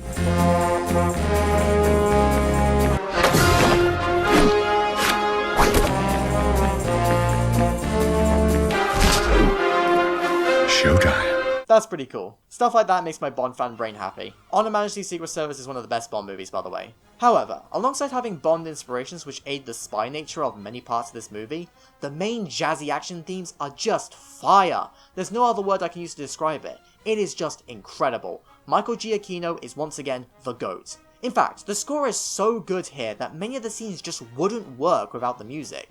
The superhero death scene, for instance, would be significantly less impactful without the haunting music used in the background, and the Life's Incredible Again montage is entirely driven by its more hopeful music, which shows how much Bob is truly living again. So yeah, the action and music here is pretty fantastic. And as for the animation, well, I've technically already discussed it within the Incredibles 2 segment, but just to remind you of what I said, I think that it's pretty great, if a bit dated at points. However, that's really not a major problem for me, and I do really like the style of this film. It knows it can't achieve realism, and so it leans into a more stylized approach with unique backgrounds and body proportions. It gives the film a unique aesthetic, which I really like. And alongside all the technical achievements, there's also a few other miscellaneous positives that I have for this film. Firstly, I think it's worth acknowledging the fact that, in spite of the heavy topics present here, this film is still so much fun. Not only is the action engaging and exciting throughout, but the jokes consistently land for me. Seriously, this movie can be absolutely hilarious at so many points, especially during the Edna Mode scenes like Knockx. Oh, and there's also two scenes which have been memed so much that I can quote them verbatim, like the Bernie scene with "Coincidence? I think not," and, of course, "Where is my super suit?" And alongside the humour, another thing that I love about this movie is all of the subtle details which are present here, which you only notice on a rewatch. One example of a brilliant subtle detail can be seen through the fact that Violet was literally about to sacrifice herself to save Dash. Like, she straight up jumped in front of bullets without knowing that she could create the force field. She was ready to die to save her brother.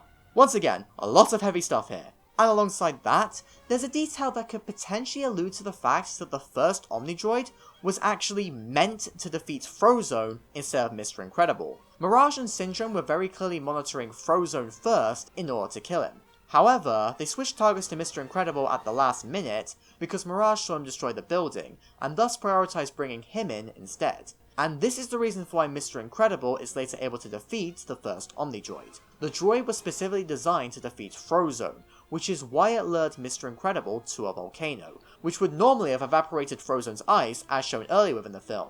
Yet, when plans changed, the Omnidroid still had its original programming, which thus didn't impact Mr. Incredible's abilities as much. Okay, sure, I'll admit that this detail is more of a theory. A film theory! But it's got too much evidence to not be somewhat intentional. And with that point made, I think I'm ready to wrap up this segment. Overall, The Incredibles is, well, incredible. It's got a tight story with brilliant, fun action which helps to make this an engaging superhero flick. However, its main appeal is its realistic and emotionally driven family drama which can be seen through a man learning to let go of his longing for the past. It's a movie which anyone can enjoy, it's an absolute masterpiece. I love Shrek 2, but this is just better in every way, and so I think it absolutely deserved to win its Oscar. You don't need to hear me bang on about it any longer. You all know full well why it's amazing. Yet somehow, in spite of my passionate praise for this movie, we are still not even close to being done with this ranking. A lady wouldn't tell me to do that to myself! Have you guys ever watched a movie which you just know in both your head and your heart is a masterpiece, yet, for the life of you, you can't really explain why you feel that way? If you have, don't worry, because even I suffer from this a few times. Now normally, this isn't really a big issue, as for most people, simply saying that you love the film is enough. But when you're making a ranking video on YouTube and you've pressured yourself into going into sufficient detail on why you feel the way you do about every film, this becomes a massive problem for you. And that's the case here. Truth be told, there were two films on this list which I was really not looking forward to talking about, because I just knew that I wouldn't be able to do them justice with just words. And coincidentally, both of these films come from Studio Ghibli.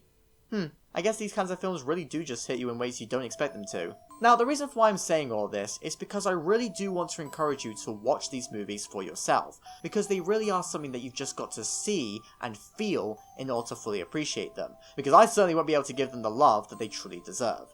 But damn it, I'll give it my best shot right now. Enough of the stalling. Let's finally talk about the first of these two difficult to comprehend films. The Tale of the Princess Kaguya is so freaking good, man. You cannot conceive how amazing this film actually is. And neither can I, but I'll try my best to put into words why I love this film so much. So I guess I'll start by highlighting the basic gist of the story, because that will hopefully lead me on to a bunch of different points all at once. So basically, this bamboo cutter finds a little girl, emphasis on little, which leads to him and his wife raising her as their own daughter. The beings who brought little Kaguya into our world wanted to make sure that she lived the best life possible, and so they provided the couple with immense amounts of riches which would allow Kaguya to grow up as a princess, as surely that would guarantee the best possible upbringing.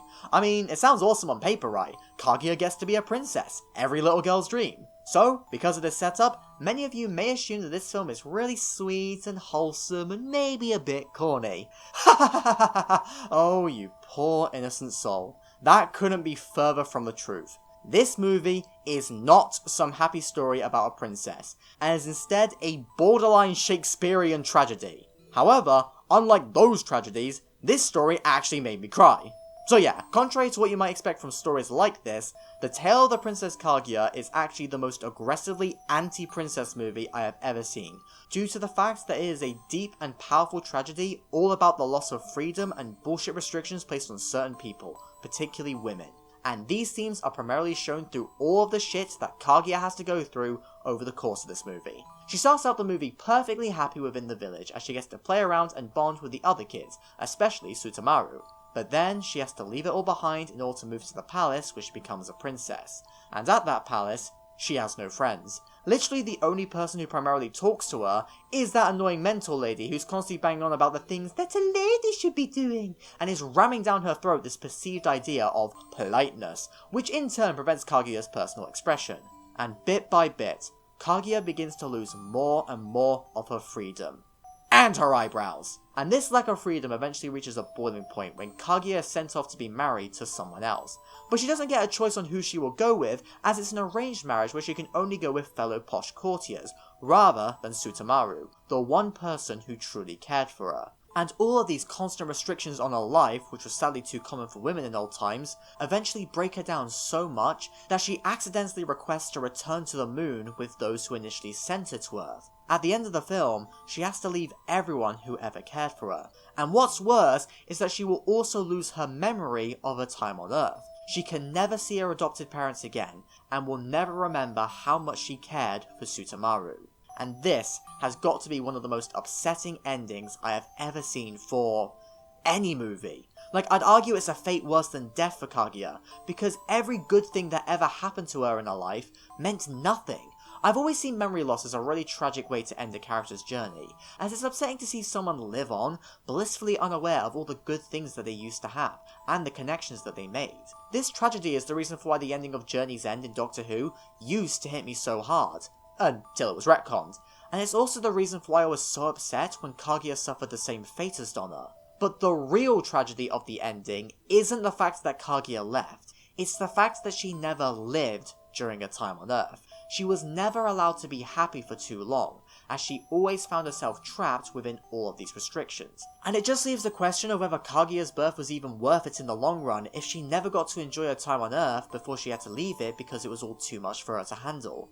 God, this movie is just something else. But the plight of Kaguya isn't the only thing that this film has going for it when it comes to its thematic depth, as it also has a lot to say about failed parents. Within this film, Kaguya's parents can best be described as well-meaning but misguided. They feel like it's their duty to give Kaguya the best life possible as she was entrusted onto them, and they think that raising her as a prim and proper princess through the money given to them will be the best thing for her. But that's not what Kaguya wants. Kaguya enjoyed her simple life in the village, and hated all of the restrictions placed on her within the palace, but her parents still thought that they were doing the right thing for her. They thought that marrying her off to another rich person would give her the best possible life, but they never thought to consult Kaguya for her opinion. And these constant misjudgments from the parents were what ultimately led to Kaguya leaving at the end. And as a result of all of this, I feel like this film is trying to tell its audience that they should let people find their own path, and they should be given the freedom to do so. Yes, you can guide them along that path, but you can't dictate it and assume that you know what's best for them, because you could be wrong, and anything you do may bring a person more misery, no matter how good your intentions were.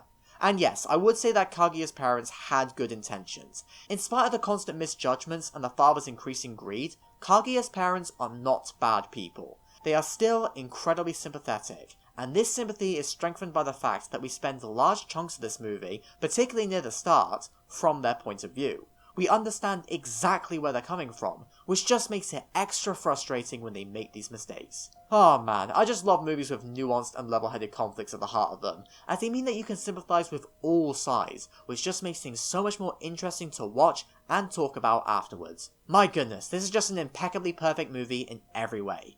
And to think, I've still got more to compliment here. I mean, I haven't even talked about the visuals, and I am genuinely surprised that I went this long without mentioning the animation, because holy mackerel, this movie is so gorgeous!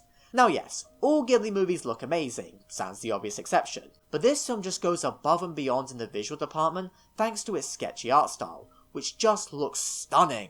Now yes, this isn't the first Takahata film to use this style, as My Neighbors the Yamadas had a similar look to it, but this film still nonetheless blows that one out of the water, thanks to all of its beautiful colours, stunning environments, and stellar cinematography, which all work together to create a film which looks like no other. Apparently this film ended up being the most expensive Japanese animated film to create, but man, the cost was absolutely worth it. Although, the animation doesn't just look nice, as it also serves a purpose in multiple ways. Not only does it reflect classic Japanese artwork from old folklore, which works well for this film as I believe it is based on a Japanese folktale, but the animation itself is able to capture so much within its visuals. I am honestly surprised by how well the facial expressions were captured here, but they really help to elevate the emotion of the piece. Expression is a major skill that director Isao Takahata can masterfully capture within just a few simple drawings, and this film shows that fact off so well. In fact, the film as a whole just works wonderfully well as Takahata's swan song. I know I've been talking a lot about Hayao Miyazaki within this list, but Isao Takahata is also an incredibly talented director.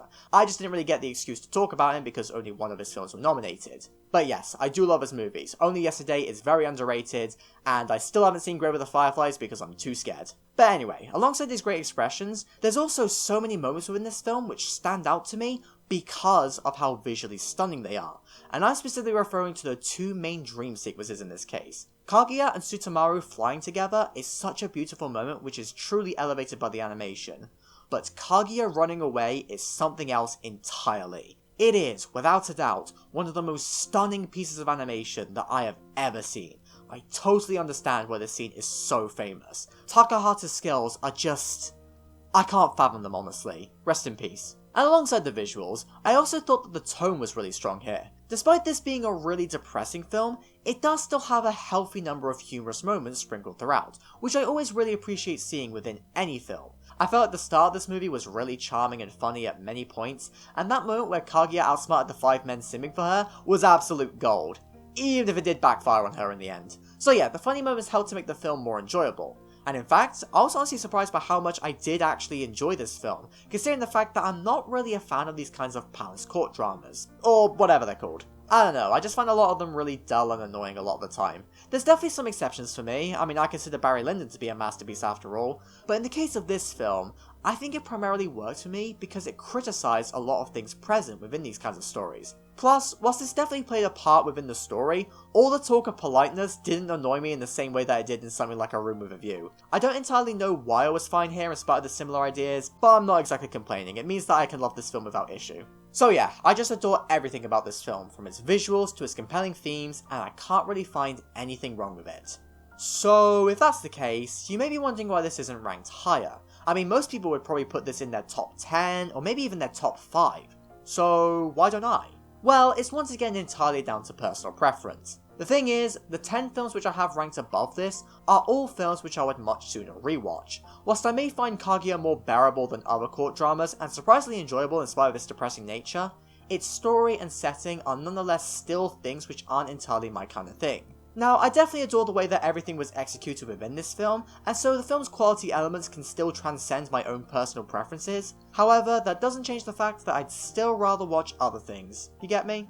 I don't know if that makes any sense. It's kinda hard to explain why I don't have the same draw towards this film as I do the ones ranked above it, despite this film being practically perfect. I guess it's just a fundamental problem with rankings, I guess. In saying all that though, it's possible that this film could be bumped up by a few places once I get around to rewatching it, as I know for a fact that it ended up happening to a certain other film later on this list. So I guess all you need to remember when it comes to my opinions on this film isn't its placement on the ranking, but instead the fact that I love it wholeheartedly. Hell, it's still one of my top 50 favourite films of all time, which I think is a very big deal. I think that it's a near-perfect movie, and you all just need to watch it. I could not do it justice here. Watch it and feel the emotions for yourself. Of course it deserved to win the Oscar over... what was it, that one again? Big Hero 6? Yeah, it definitely deserved to win over Big Hero 6. Oh, and one final thing. That fucker from 2015 who called this Japanese movie one of those, and I quote, Chinese fucking things, deserves to... Hang on, I already made this joke, didn't I? I don't care. The wanker deserves to be dissed twice.